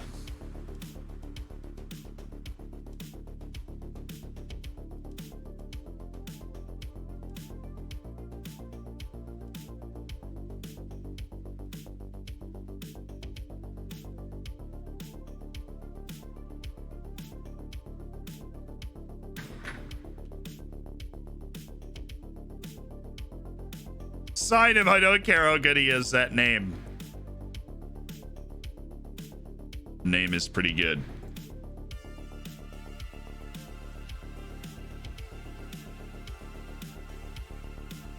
Like, first thing, obviously he's concerned we weren't able to negotiate this. Let's see if anybody's interested in Bruno Friedrich. See if we can get somebody to put an offer in on Bruno Friedrich that would make this worth it. What exactly are you looking for when you think about buying a player? I'm looking for somebody that's going to add value to the team. There's a lot of different ways that somebody could do that. Whether we're signing them to sell them later, whether we're signing them to see how good they can be because their price is low, whether we're looking to sign somebody because we think we might be able to move our goalkeeper on for a lot of money and we don't want to pay him $1 million in a contract. Right? I need the Hammer support. I take my accounting final in 5 hours. I'm not sure how it's going to go. Yo! JS Wave. Good freaking luck, dude. You're going to own it.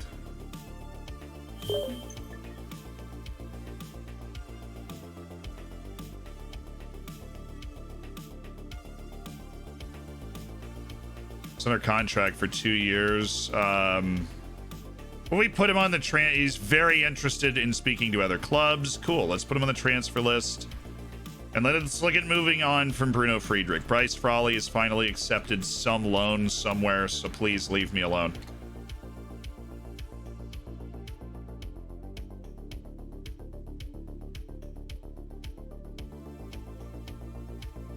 No. Yes!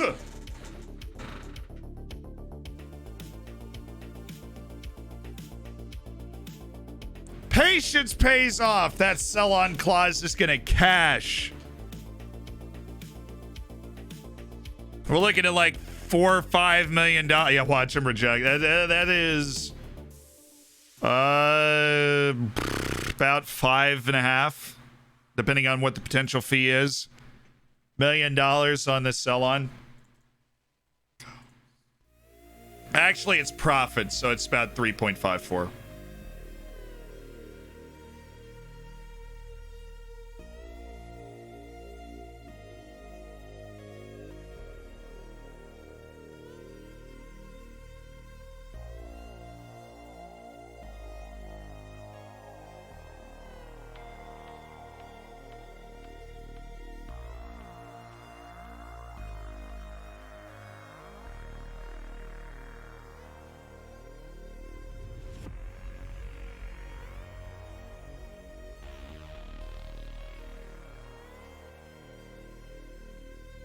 I already offered all you guys trials. Weird. We let a few of those guys go. Maybe we didn't do too much. Oh, yep. Yeah. We're gonna do this. Levant.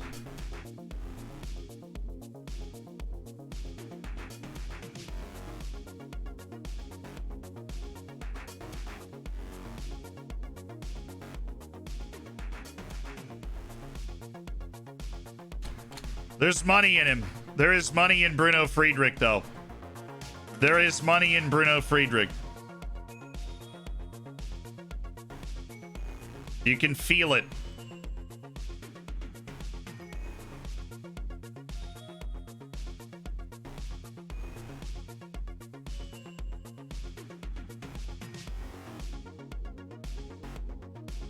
All right. Yeah. 12. Come on. 11 and a half. Levant, what is this, man? Levant, put the money on the table.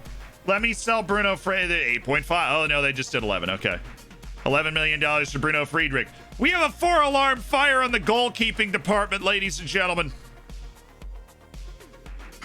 We have a 4-alarm fire in the goalkeeping department.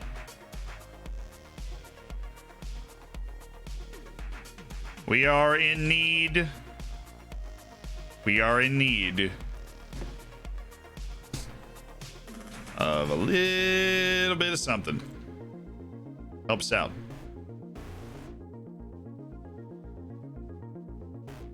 Morgan Rogers. Nah. Nah. Somebody just got $11 million for Bruno Friedrich.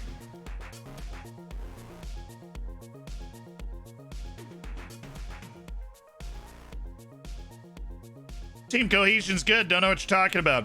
A lot of core parts of our team are definitely there. Wants to move for a new challenge. Douglas Aloise. Look at that athleticism.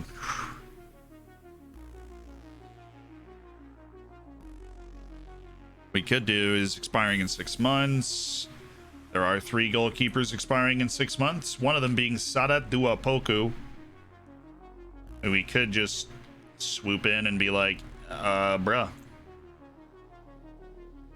Like to acquire. I would like to acquire. Shoot. I would like to acquire you.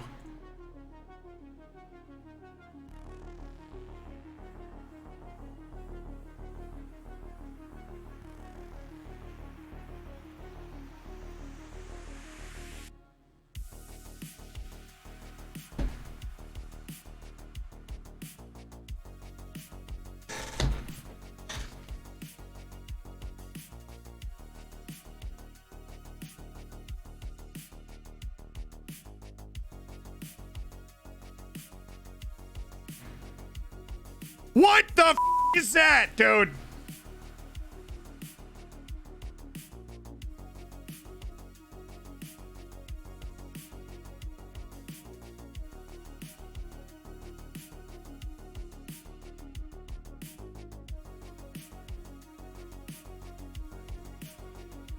Czech Republic to the quarters. You better believe it.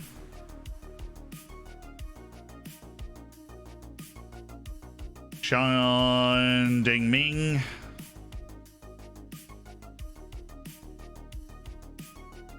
All right. Scouting all those lads, but one of our answers probably going to come from here, and it's probably going to be like Thomas Lang, or it's not going to be Jack Bell. Will we go Paul Afonso, the young Colombian keeper? Yeah, let's make an offer, right? Let's make an offer for Paul Afonso. We really can't live in a world where Appy is like our legitimate starting goalkeeper. 750,000. Loan back. No, you don't understand. This dude's coming in to play now. He's coming in to play now. After 50 league appearances is likely, honestly. So let's say like maybe we'll do 2 12-monthly installments of 375 at 950. 1.4 with the 600s. Declined to give an immediate answer. We'll go 1.6 on that for Paul Afonso. He looks good. Doesn't look great. Rio Ave guy he's not that good though. His rating is high, but he's 21. I know goalkeepers develop a little later, but there are a lot of holes in his game. And he is certainly not somebody capable of coming off his line. He is meh as an athlete. He is meh as a technical player. What about Dong Min Yong Jun?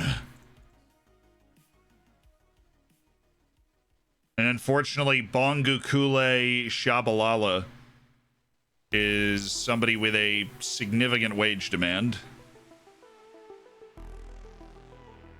So I suppose we could begin the negotiate. Well, it's not a negotiation. It's 675,000, and he's definitely cheaper. Bonga Kule Shabalala is a cheaper goalkeeping option. Bongo Kool-Aid. Shabalala. All right, let me, hold on. Remove the Watchalong. There we go. Gone. Spuddy Tomato, thank you for the tier 1. My dude, we've got 2 player lookups that I need to do now while we discuss this.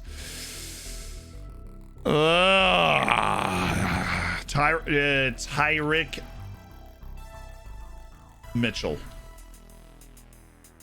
Tyrick Mitchell is at West Brom, living his best life. So he starts Crystal Palace, gets the loan to Birmingham City, then runs out with Crystal Palace in the championship, then gets a $17 million move to Fulham to play in the championship, gets promoted, lays down a 6.45, absolutely ballin'. Celtic buy him for 9.25 million. Bad bit of business there.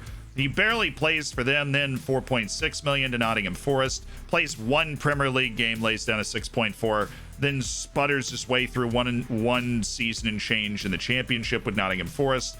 West Brom buy him. He ends up in the Premier League again somehow. Plays 6 games, plays as well as he's ever done. But West Brom get relegated again, and that's where Tyrick Mitchell is.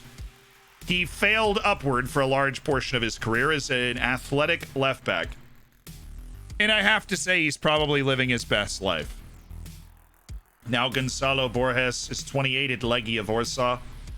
Probably not where you had him pegged. Mons is interested in his services, but he's moved on from Porto after not making a first-team appearance. Free move to Holstein Kiel, where he played 2 solid seasons in the second Bundesliga. Braga bring him in to suck in Liga NOS a couple years ago. And then he gets the move to Legia Warsaw in like January of the same year and doesn't play, then gets a loan to Heracles Almelo, where he does play in the Eredivisie, plays pretty well, and now he's back in the Legia Warsaw team, and he's already made 1 appearance in the T-Mobile Ekstraklasa. So another weird career for a dual-sided winger who obviously has some talent, but not enough for them to want to do anything well. Czechs deserve the win. Delic forgot that it's not Serie A, and the Juve referees won't put a blinder on for him. It was just a mental error. He made a mistake. You know, he went out and he made a mistake. So he wants a backup deal. To get rid of both of these, we got Katlego Adonis, who's incredibly patient. How patient? Very patient. We have an opportunity to really ball this guy up here. No way he takes 260 without any escalators. Look, Bonga Kool-Aid, your agent is terrible. You need to get a new agent just for you. I would have paid so much more than that. Your agent really is bad.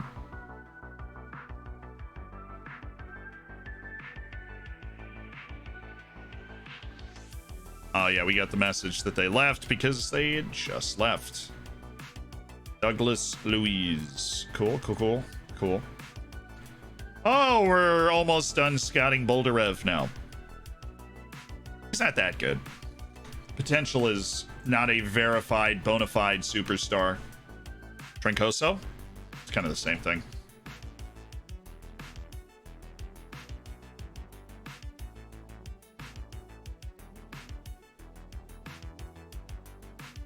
Grigorov, been waiting on that for a while. Been great, is he? The Pohang Steelers Dongmin Yongjun. Let's take a look, huh? Seems to be a lot of interest around Dongmin Yongjun. And we got 2 guys that are readily available for us to take a look at. Ooh. Sadat Duapoku looks like he's actually good. Like we should have worked that contract out with him so that he could join the club. Serena Williams backed out of the Olympics. Is she retiring? I don't think she's retiring. I think she just can't play everything anymore. And I literally think that just shows priorities for her, that she would rather win a major. She wants to win one more major to have like the record all to herself than the Olympics. And she has to take care of her body to get to that position, I think.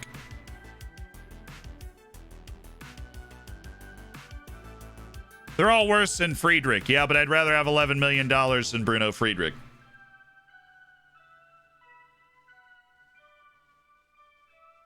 Hey, Mabasso, Silva, and Silva again. Thank you, Shaw Silva. Do we want to rip the band-aid off with Lamine Mendez? There's no way we'd be able to hang on to him, right? I mean, there really is not a way that we'd be able to hang on to him. Because even if we get to the point where it's like his release clause isn't met, then it's like, well, you know.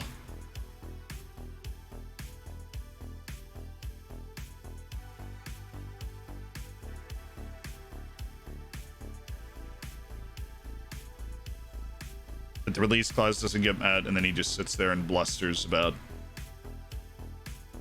I'll give you more time.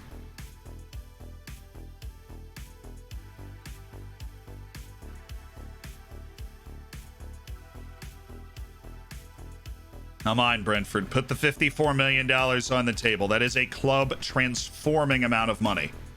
Put the $54 million on the table, and we will finally have a balance. We will have a balance to build a nice stadium. On a loan, we're going to have to build a stadium at some point, and that's where selling some of these players comes into play. Build a stadium we can be proud of.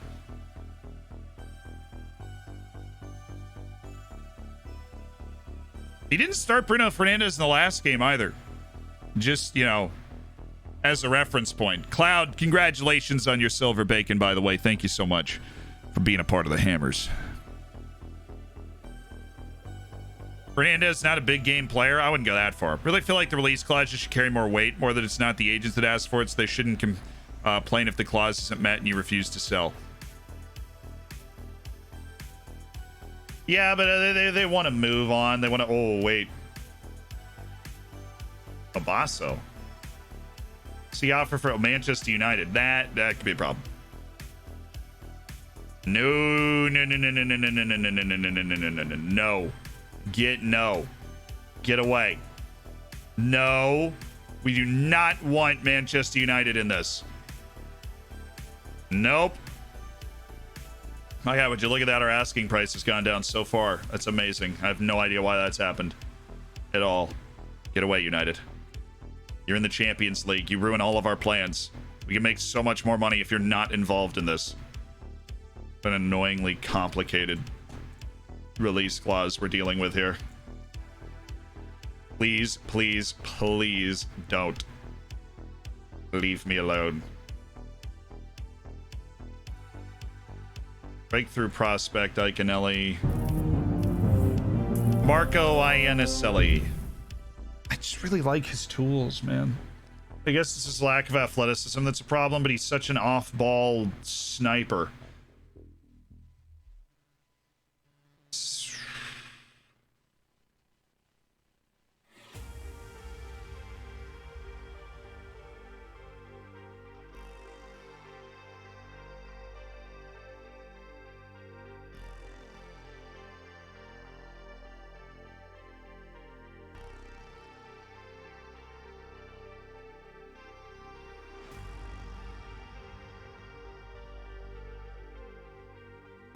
Willard, thank you so much for the prime.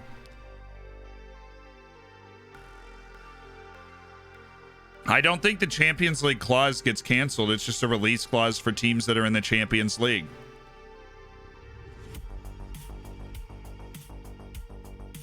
Yeah, wait, hold on. We had a lot of different things that we're juggling. One, let's see if we can get this guy for under 100,000. I doubt we can, but we actually might be able to. I'm going to get him for 99. Okay, Silva, yes. Just Silva, I am going to offer to Brentford. Come on, come here, Brentford. Come here. I'm going to offer him out 45 million. That's below what we wanted before, but we would get good money for this. Obviously, we'd prefer him not leave at all, but that release clause is ridiculously close.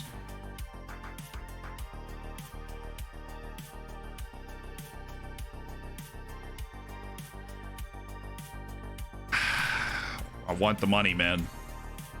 I want the money. I want the money above the release clause that we can get. There's a lot of money above the release clause that we can get. 40 million. Alfonso, you want an after league appearance 50 game fee. You go to 1.4. Okay. See what kind of contract he'd be interested in. He's got another Mexican winger, Eduardo Figueroa. I love it. Leba Malala. Oh, God, he is good, isn't he? What is up in South Africa right now?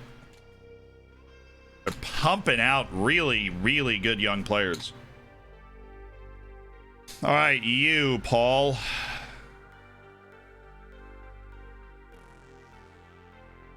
Oh, Jason Zapata's he's the good Colombian agent. Okay, so 2 goalkeepers in the mail.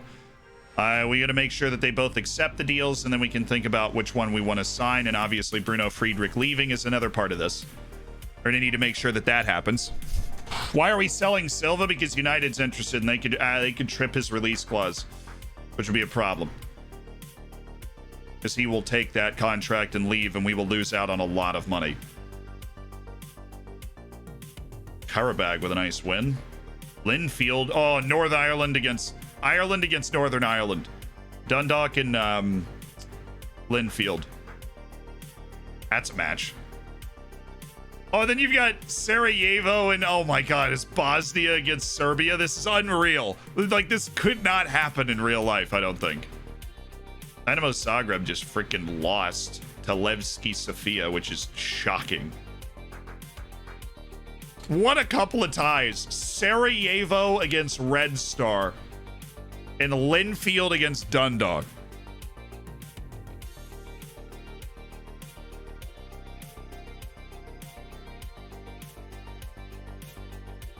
His release clause is 21.5 for Champions League clubs. Alia Ristevski, he's not a top potential guy, but we keep our eyes on him. 7 million. $7 million for Rui Gomez? Yeah, how about that, Chief? How about that one? Offer Silva to Arsenal. You know they're not in the Champions League. Well, I know. That's why Gio Reyna's trying to leave Arsenal so he can go play in the Champions League. Player lookups. Yeah, we have Rick Van Drongelen and Bobby Duncan are the player lookups that we need to get to. But we are in a continuing transfer saga on multiple fronts.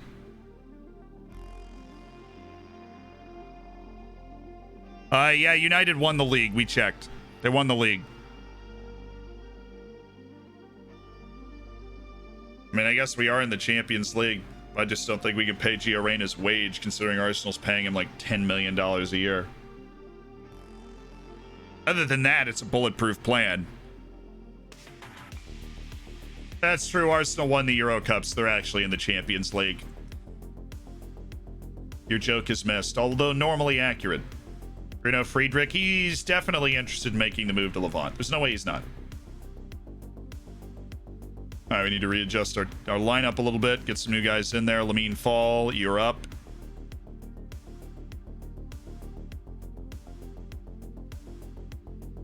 Okay, Norbert Nagy. Hishen. Norbert Nudge. Petr Todorov. You are a deep-lying playmaker, my friend.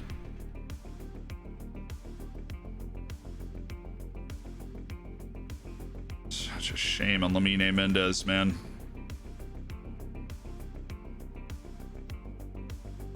My other players, Samudio. You up?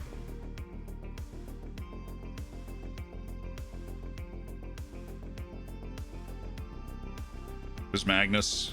Just go Clive and Kiminani again. This guy's a chance to play together a little bit more, build a little chemistry. Should have some center backs to throw up here. Barrientos and Isgren still recovering from a tweaked muscle, which is unfortunate. To drop Kiminani. Borges hasn't been getting a lot of games. Fabinho. Works for me. Bruno Friedrich, we're going to drop you for Maxwell Appia, who right now is the club number 99. It's not the number 1. Who's going to replace Silva? We got a couple of... Oh, jeez. Guess that's not happening. Kemanani. Where did I put you? There. Guess what? You're the striker today. You're the center forward. Magnus Cliven's picked up a knock. Sorry to say.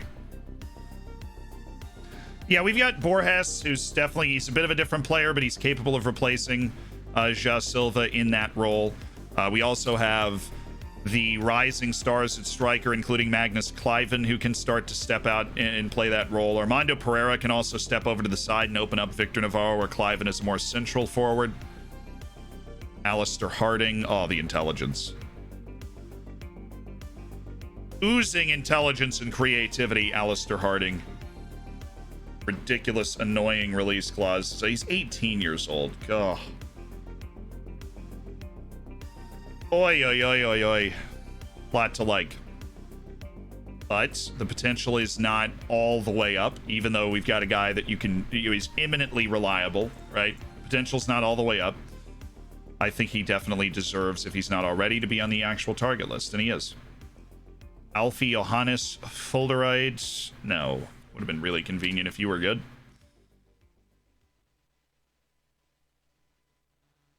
He's at Everton already. I'm not interested in tracking him anymore.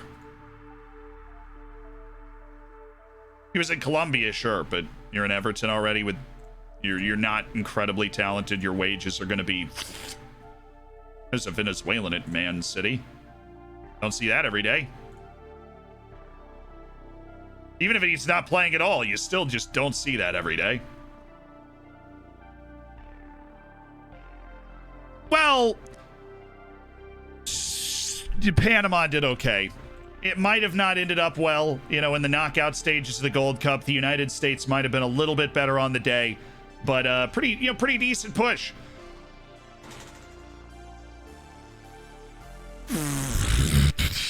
El Salvador, dude, what the El Salvador, go off, Kings. They just knocked out Costa Rica.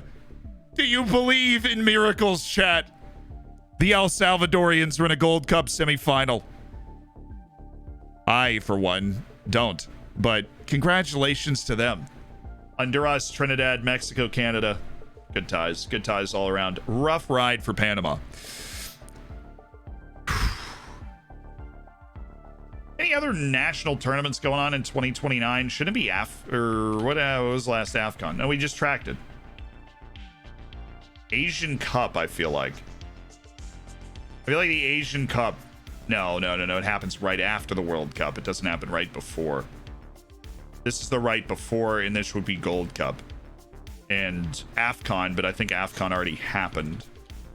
And we tracked it. We had somebody there. Yeah, it already happened. So this is the only major international tournament going on right now.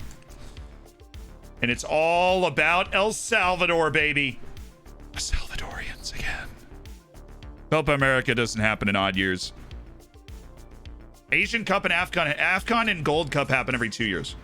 That's the tricky thing to remember. So AFCON and Gold Cup happen every 2 years, which means, yes, AFCON and the Asian Cup happen at the same time, but AFCON also happens 2 years later, the year before the World Cup, as well as the year after the World Cup.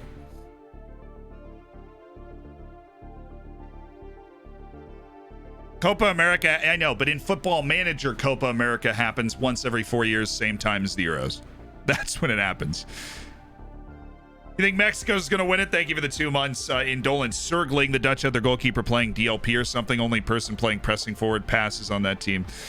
Oh, only person playing forward passes on that team. Well, the way the Dutch were playing this, like, fluid, the Dutch were great and exciting the entire group stage. It just fell a little flat when you went down a man and you had chances to score before that and didn't take them. That's it.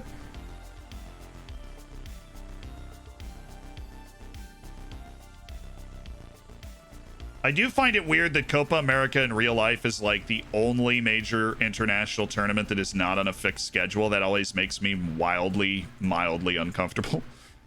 You're just like, come on. You don't want to put a schedule together at all here? Like nothing? Nothing at all. Not even a little bit. Not even just a teeny little bit of scheduling. at all. Just a tad. Just a tiny bit. Okay, I give up. Rui Gomez has moved, which weird vibes. Magnus Clow, well. No, but those offers are starting to get to a point where I'm interested. You're gonna get Patrick Bach for 750,000. A Eurowath for 8 million. 22 and a half. Juventus, I know you have the money. Guess you don't really want Uganda's best ever player, do you? Guess you don't really want him, huh? Dang it. There was a really great deep cover option. I like how this is what they're offering because that's what we have. Like, it's above our asking price. It's $4 million away. Just release clause.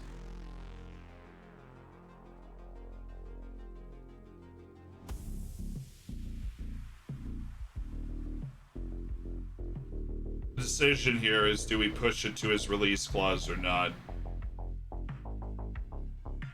Do we just take the 24.5 million?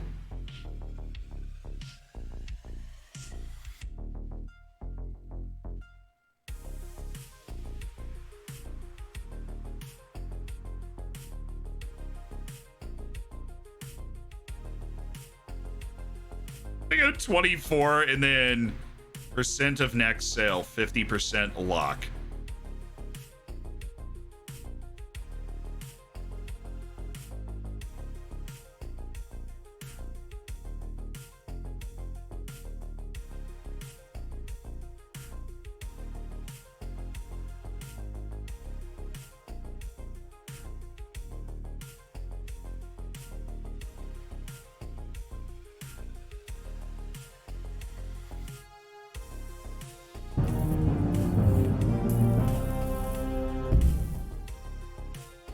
Mighty and all-knowing Zealand, answer me this great prophecy.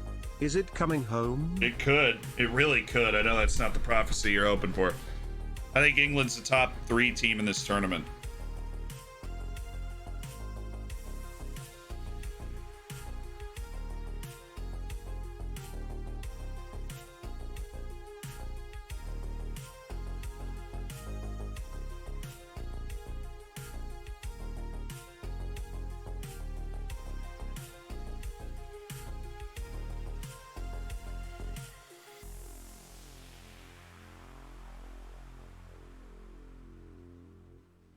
There's so many Barcelonas, dude. I'm gonna like accidentally click on the wrong one.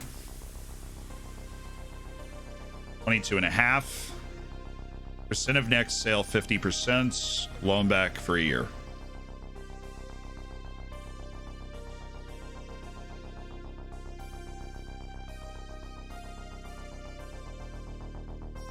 That's my deal.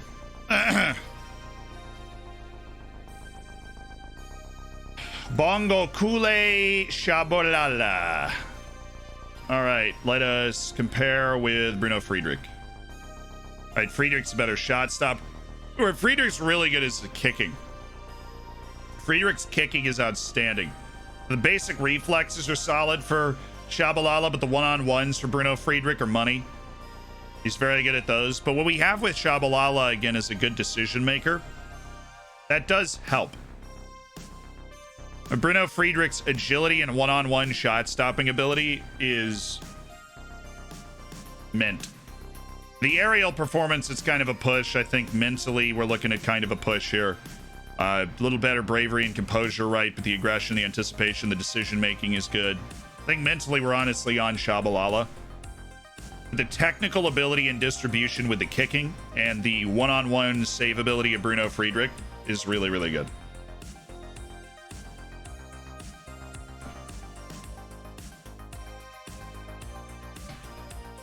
We wait for the other guy.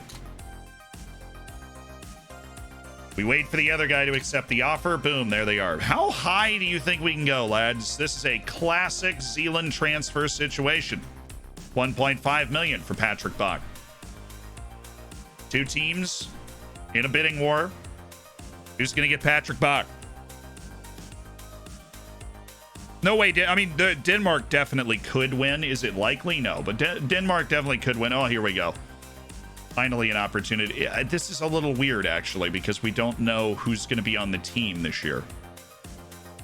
So there's 3 numbers that we have to give away. We have to give away 20 to our best player, obviously.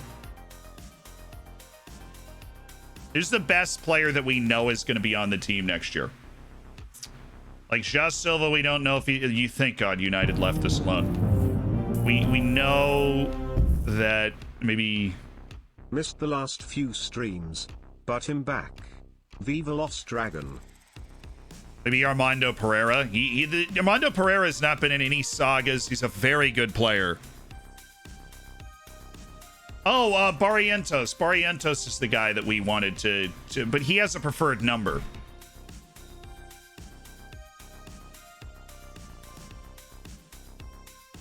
So does Pereira. That's stupid. I hate that. But you have a preferred number.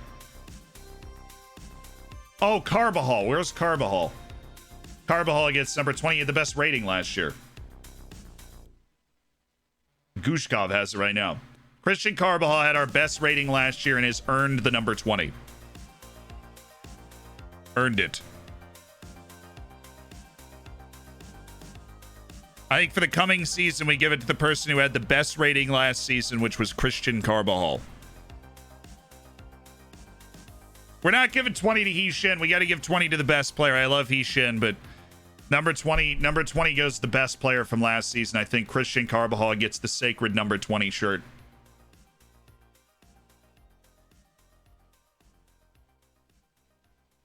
And every year we will give the number 20 to the best player. The number 12, who has 12 right now? Oh, is Portilla.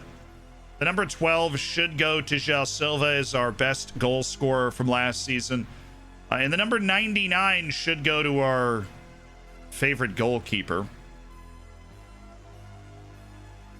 And I don't think we have one because Friedrich preferred the number 16 for some weird reason.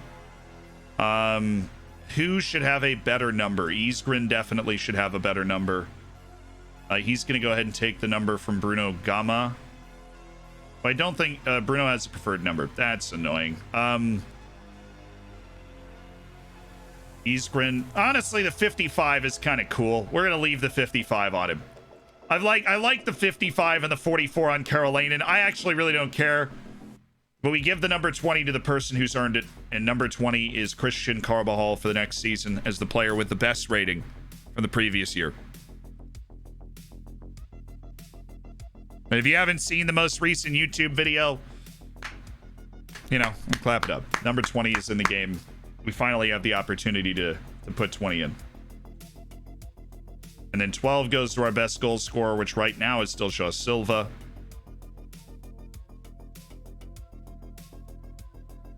Anybody up here that, like, we need to worry about? Henrik Bach can get dropped. Gonzalo Nascimento for Kwame Appiah's number. Emmanuel Ba for Jose Faz's number. Baldier's number can be taken. Orozco's number can be taken. Norbert Not me Nagy. crying watching your video from today.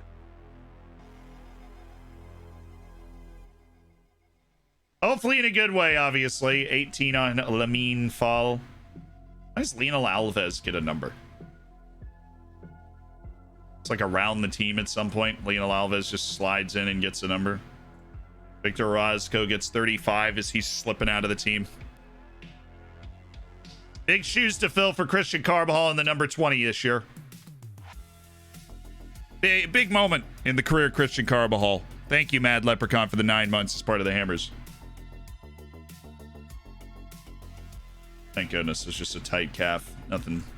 Nothing too serious. All right, let's get into these player lookups. I know we've got Rick Van Drongelen. Rick Van Drongelen's 30. He's at Spartak Moscow, living his best life. He went from PSV to China, so he's roamed here. PSV bought him for $5.5 million. He played 2 years pretty well. DL Pro in China bought him for 15.75. He played 3 seasons. Honestly, didn't light it up too much, but Monaco brought him back to Europe. and then sold him in January. Monaco signed him for $18.75 million. He did not play. He was then sold in the same season for $27 million to Spartak Moscow, where he has been a reliable starting option for them. What?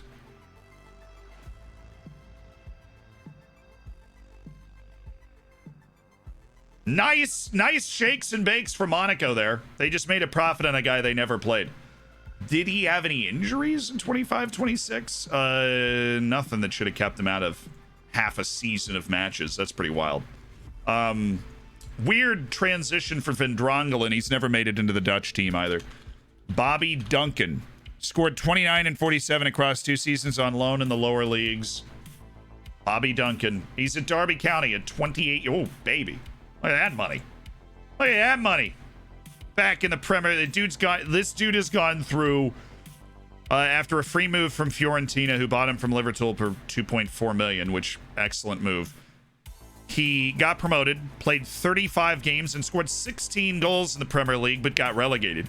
Instead of leaving, he balled out, scored 22 goals in the Championship, goes back up, scores 13 more goals in the Premier League, goes down. Right, so he's been promoted once, down, up again, down. That's 2. Plays 2 seasons in the Championship, bagging goals, 16 and 21 goals. Back up for a 3rd time, scores 13 more goals, gets relegated again. 25 goals in the Championship on a ridiculous performance from Bobby Duncan, and then he's back up again. This man has been up 4 times. He has been promoted to the Premier League. What a wild, committed career from Bobby Duncan of Derby County. He refuses to leave Derby County and just plays his tail off every season to get his team back into the Premier League. What a guy. What a player.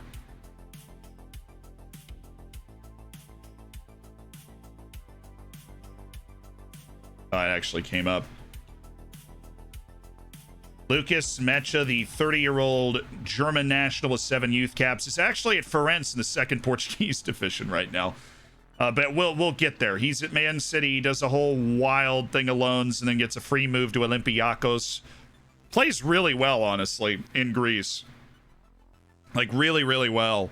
Gets a free move to Nice, which is a bit weird. Has a bit of a dumpster season. Then in the summer, after that year, he gets a move to Nottingham Forest for $10 million, plays really well in the Championship, and then they get promoted. He plays 34 matches out of 38 in the Prem. They get relegated, plays, the first part of the season with Nottingham Forest, then moves to Burnley in the Championship for $31.5 million. And then they get promoted to the Prem.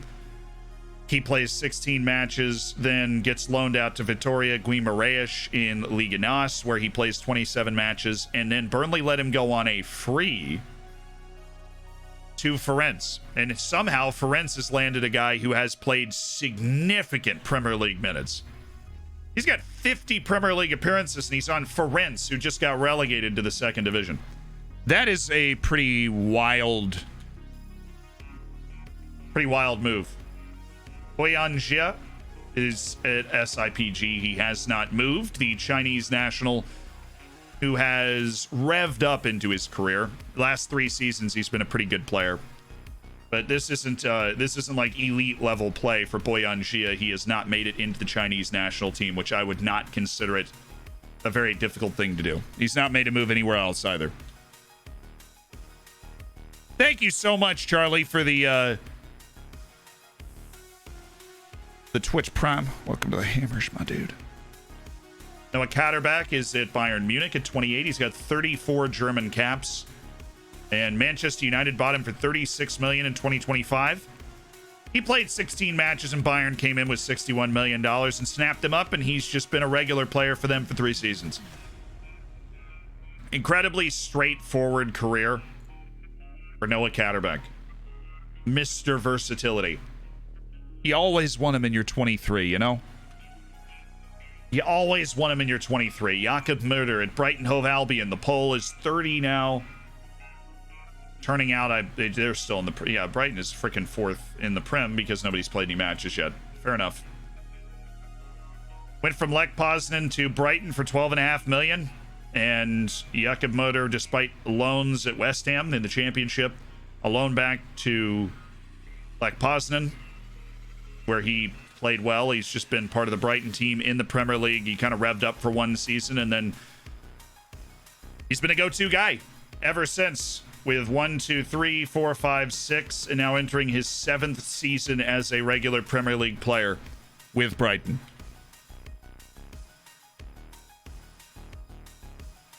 Gabriel Martinelli is still at Arsenal, so nice.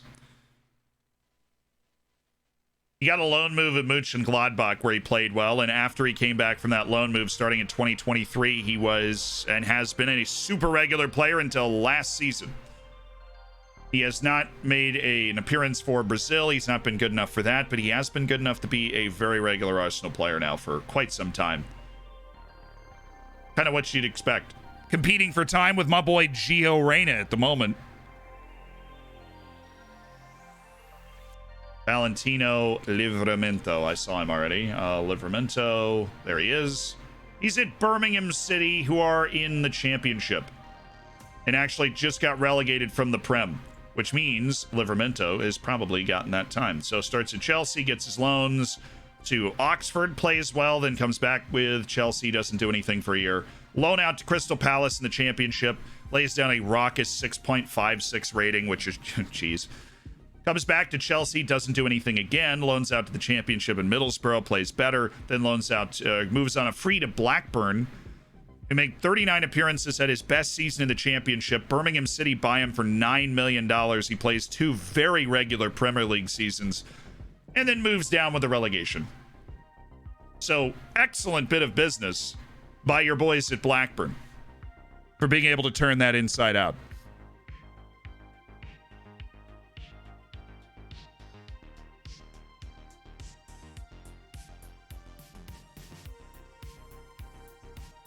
Free signing, 1 year, $9 million.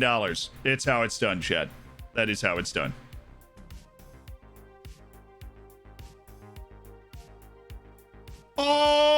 Okay. Oh, Canada, our home and native land.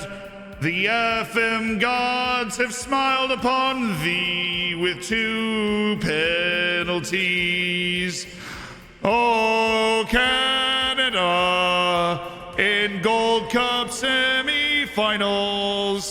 What the just happened in this game, They had 3.18 XG and 30 shots and did not score. Canada scored 2 penalties from Jonathan David to advance to the Gold Cup semifinals, taking on the United States in the derby. U.S. Canada. El Salvador Honduras is the other. Honduras squeaked Trinidad 2-1, and that's the other semifinal. Canada. Wait, the keeper had a 9.7. Shut the front door. Olivier Giroud or Pierre-Alexis Giroud at North Carolina. You know what, Pierre, I know you're a little busy right now. Would you be interested in a trial, Pierre? We happen to be in the market for a goalkeeper, Pierre. Just kind of curious, Pierre-Alexis Giroud, what you'd be willing to do. What you would be willing to do. I'm just a little curious. This El Salvadorian team's got to have some super young player on it, right? Edgardo Jimenez. A couple 18-year-olds as well. 18. We're going to scout all 3 of you guys, because wouldn't it be cool to have a good El Salvadorian? Their World Cup qualification group doesn't look too hot, but man, they're in the Gold Cup semifinal. It's just all about. They do have a chance to beat Honduras. It's not like Honduras is, stacked. Ben Kendall, who is my U23 player, is the best player on the team. Anthony Robinson, Keaton Parks, Reggie Cannon, Christian Pulisic carrying this U.S. team. Tyler Adams, who's playing in China. Well, McKennie's in China, sorry. Sargent, who just bagging goals for Arsenal, and Timmy Way, who's been slicing us at Benfica for years. Dest is also playing in China. We're really grabbing the money here, boys.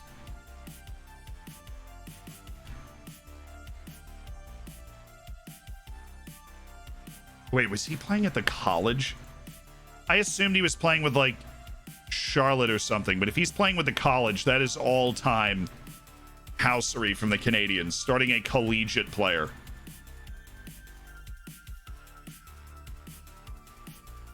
No, it's North Carolina FC, guys, the USSL.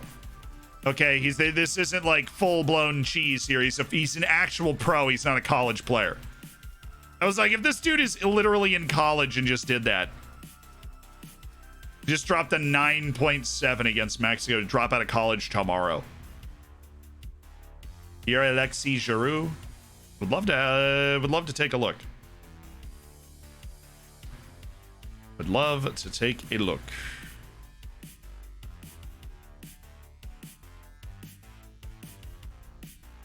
See if we can put him as top priority in the scouting.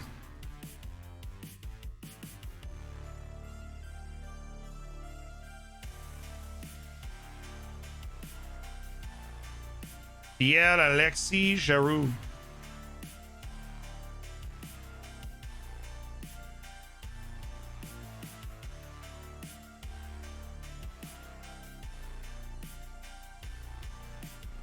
Like Friedrich to take that. Look, what offer do you want to put on the table, Sparta Prague? It's pretty clear you're the only people that are freaking interested in him.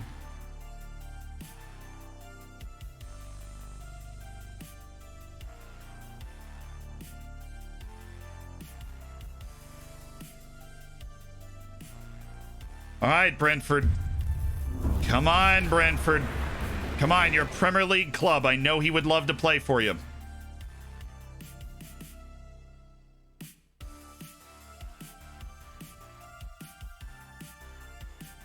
I know he would love to play for you, Brentford. Please. Thank you, Vicnac, for the $1 donation, my dude. Only $1 slot and rice. Please check out Vasco da Gama's pro LGBT jersey. Pioneers in Brazilian football against racism in the 20s. Pioneer against homophobia, transphobia today. Also, we just sold Tallis Magno to the MLS. Well, first of all, I would like to thank you for your Tallis Magno service. Let's pull up this Vasco da Gama kit.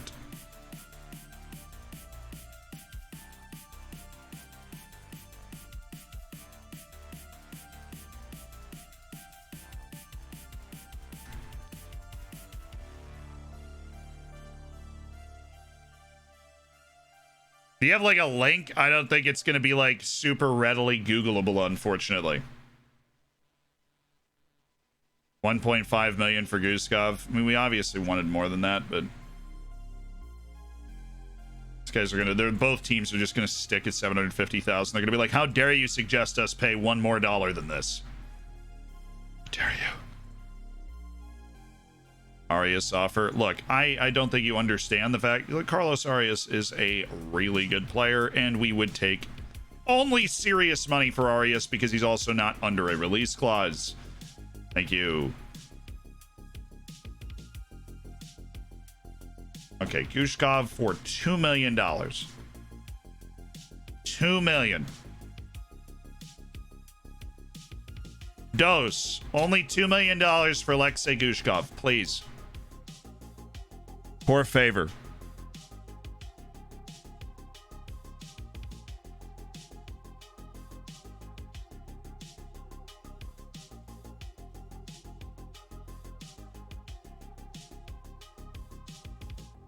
Is that the kit? Oh, it's just a cool looking kit. I always thought Vasco da Gama's. Oh, there you go. Okay, that is cool. Vasco da Gama's kit was always cool, but that is cool. Literally just turned the like stripe across the shirt into like the flag. It's got good vibes. It's got some drip. I agree. Guzman Boudre and Devin Nunes have found their loan destinations. Segunude is headed to the 3rd division. Was kind of hoping he'd get 2nd division this time. For this year, but I guess not. So the U23's players drop Gushkov. Yeah.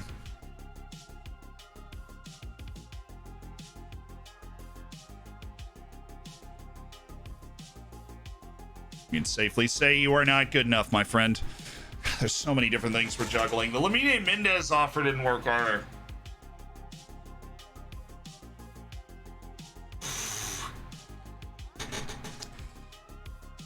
Right? Like Barcelona didn't let me search his name. Hold on.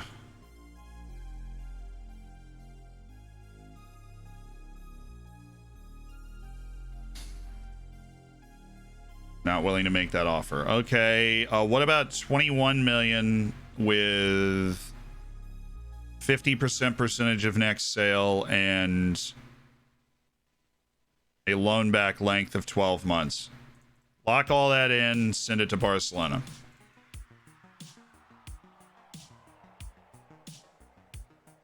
How is the Spain Barcelona not there? Come on. This is the offer. This is the one you want right here. This is the one you want. We dropped at 1.5 million, Barcelona. This is what you want. We want to have them for the year. They definitely, their issue is definitely with the loan back. We can drop like to 20.5. That was their line, I think. But I think their issue is the loan back. I think they want him to come in and play.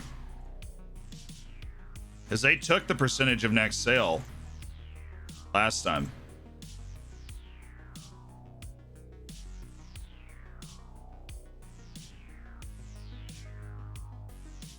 Love to have him to play in the Champions League, though.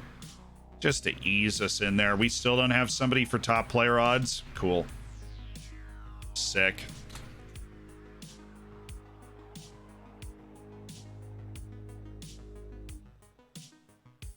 The disrespect, chat.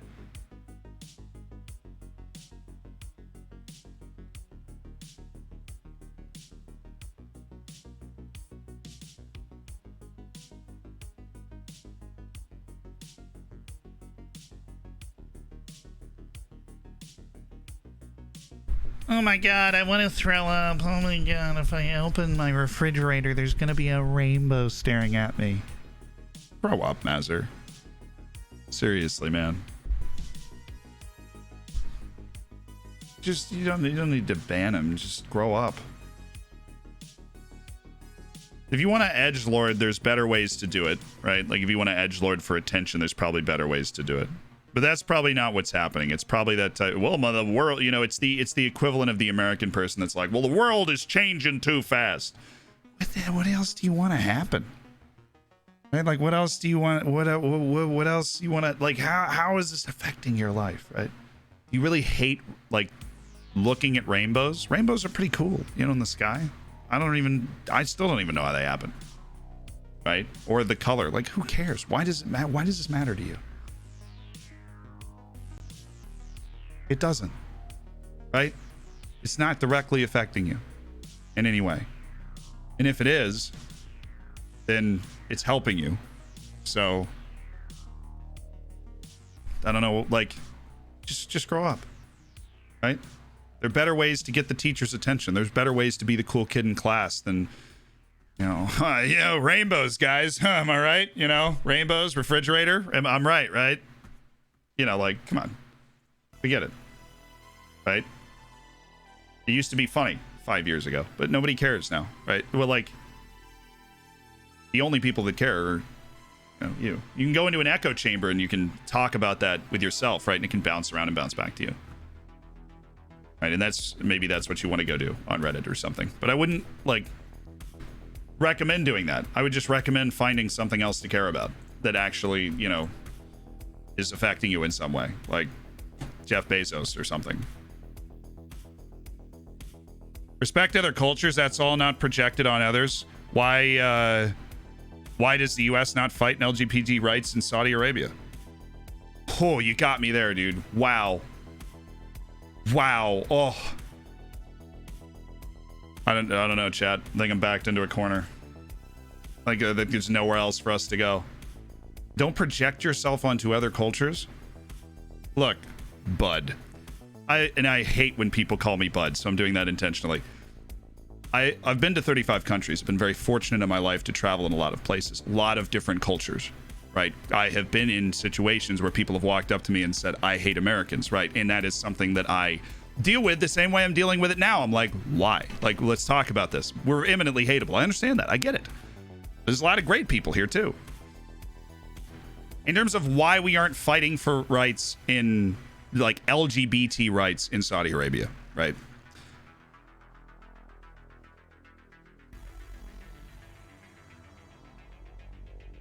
You haven't gotten there yet? I don't think he's gotten there yet. Okay. Saudi Arabia is a different country. Saudi Arabia is a different country with a government that it's elected. And just because the government that it's elected has decided to do things that are just objectively not cool, bro. That, like, war is also not cool, right? And the only way that you can surefire get them to change what they're doing without slowly pressuring them over time to change what they're doing would be going to war. That is also not cool. A lot of people die, right? War always sucks. You don't want to do that, right?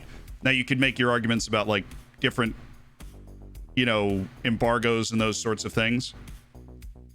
And that goes down to who we've elected to be in government. I live in a country of about 350 million people, and I don't want to get too far into politics because we have no politics rule. But in terms of not being a jerk to individual people,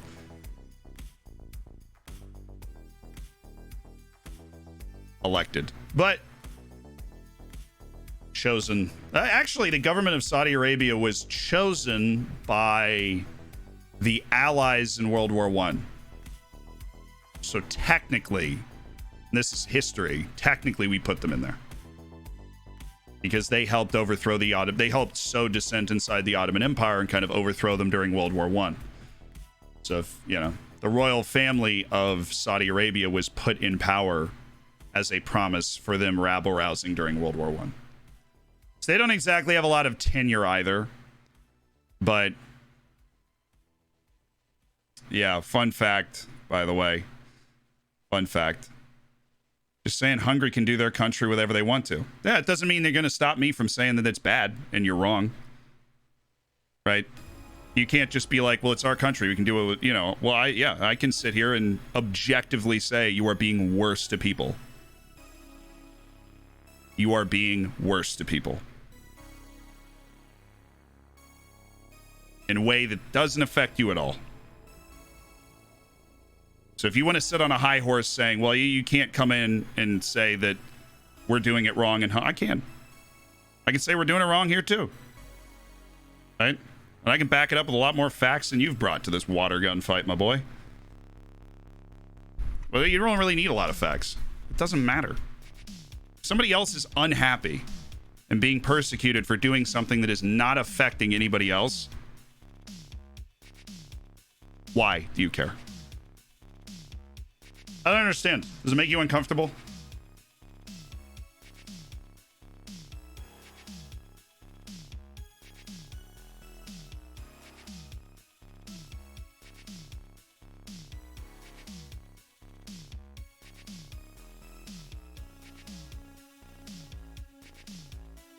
You say, like, just switch topic or let's do some transfers. I mean, sometimes you just got to talk about this sort of stuff. My basic principle. Everyone has a right to be happy in who they are. Like, I just don't, I'm so lazy. And I feel like more people need to be lazy. Right? If people are telling you to get mad at different people, you just have to, like, why? Like, why?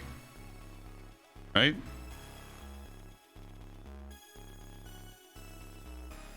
If you affect me, like if you cut me off in traffic, I have a right to be mad at you. You have cut me off in traffic.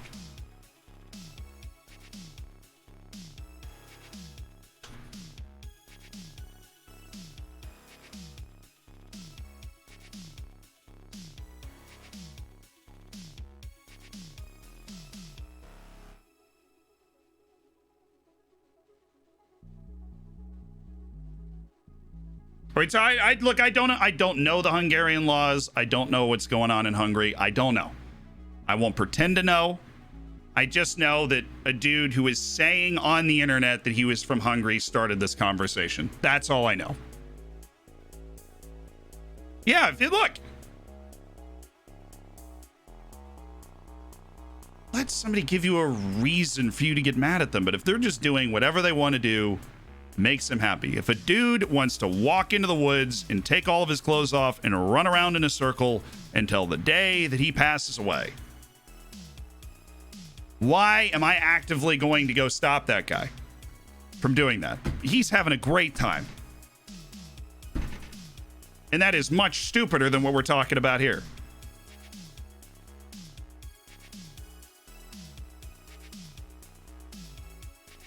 Any requests we can make to our board? Maybe facilities. Like, I give you the stupidest example possible because it's just like, it's not like that wouldn't even matter. If that's what that person wants to do, who cares? Right?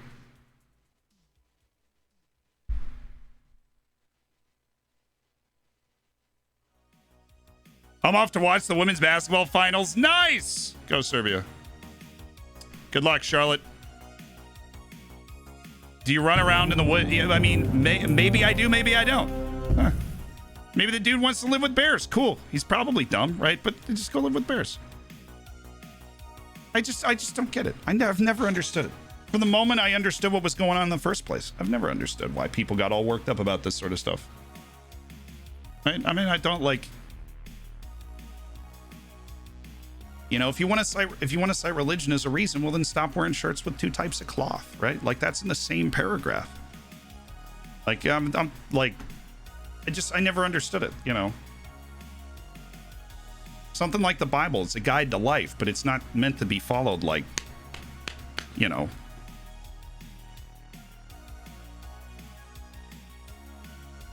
You ever actually read all the stuff that those books tell you to do? Like, they're meant, you know. You can be very religious and also, you know, be nice to everybody. That is possible.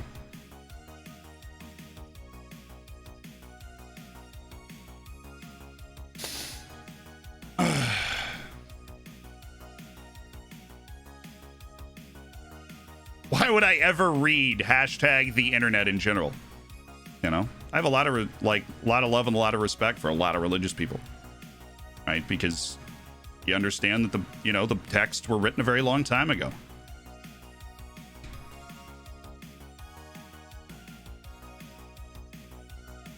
All right, we have both of our goalkeepers in now.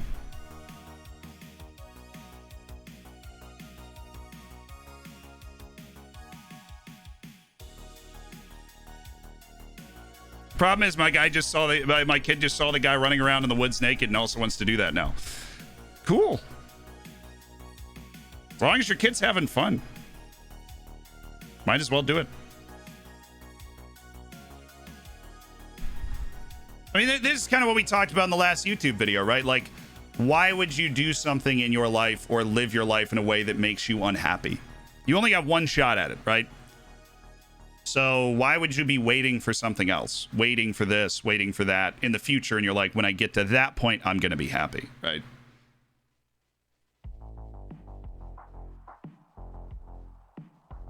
Actively engage in stuff that goes to make you happy. Because you never know when you're going to be standing in a Walmart and you get, you know, and that's the end.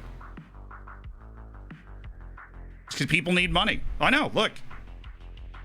People need money. That's why you work. I'm just saying, find a way that then makes that work. I don't know. You like... We've literally wandered into a conversation about like the meaning of life. You got to balance the work, the happiness, and you know that you need the money. Here's what I will say on that. I think a lot of people are scared. This is my observation when I graduated from college the first time. And I've lived a very fortunate life. And there's no way to talk your way around that, you know. By the way, I love you guys. I love having conversations like this. Whatever your opinions on this sort of stuff, I hope we can have conversations like this. I know the mods have popped a few people. We always sit down and talk about that afterwards because I do like having open conversations about this. And hopefully they're only popping people that are just like, you know, being objectively bad. If you disagree with the reason you got popped, you could always put in the request and we read those. But I love having conversations like this.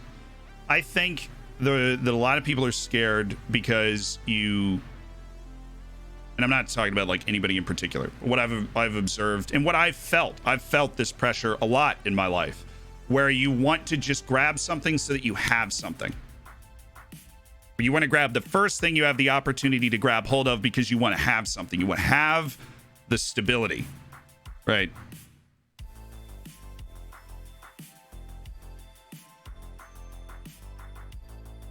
But then people lose years of their life because they've grabbed onto that, or they didn't think it through, or they didn't think about what they wanted to do. And they were afraid that they weren't going to land somewhere, and they just reached out and grabbed it.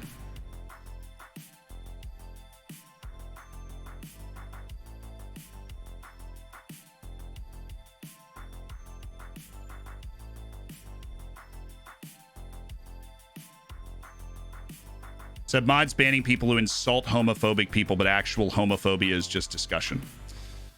No. We also don't want to encourage an environment where people are just yelling at everybody. That's not a productive way to live our lives in Twitch chat. We're actively talking about like being mean to people is not okay. Okay. Unless they cut you off in traffic, then being mean to that person is okay. Any other situation, generally speaking, being mean to people is not okay, right? Would you ever go into politics? Probably not. I like having an element of privacy in my life, so.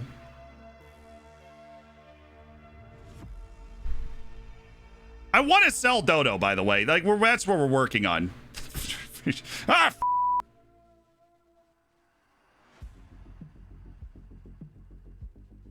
obviously, when it comes to being mean to people, right? Homophobia is like, right? Because you're, but insulting somebody on the internet is, but that's still both above the line of like that. I also enjoy trying to change people's minds. That's another part of it.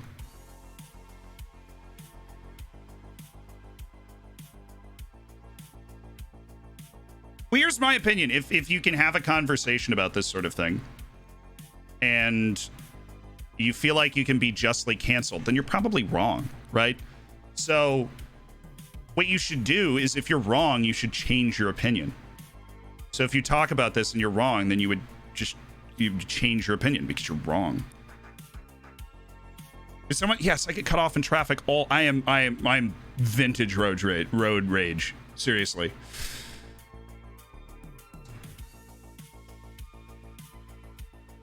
Thought I wanted to become a sports journalist through watching you. I realized I didn't want to. I'm actually going to try and study for coaching qualifications. Boom. Beautiful. Beautiful. That's lovely.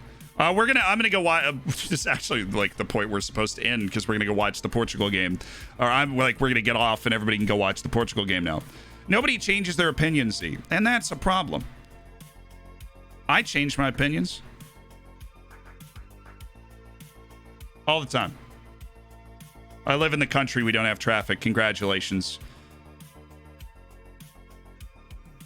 So we are going to get off. We've got this Alfonso. We're going to have to figure out which goalkeeper we want. I think we're going to delay this for now because we're going to be waiting for we are waiting for the Bruno Friedrich sale to actually go through. We're going to sort out a little loan for Neo Mofoking, but we're going to go off and watch this match.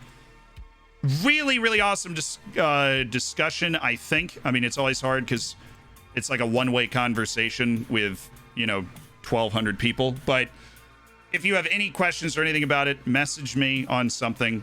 Or if you're unsure about like what I meant by something that I said, or you liked or didn't like the way any of us handled this, then please message us, because we want to make this best as possible. It's when we get into a conversation like that. Enjoy the match, everybody.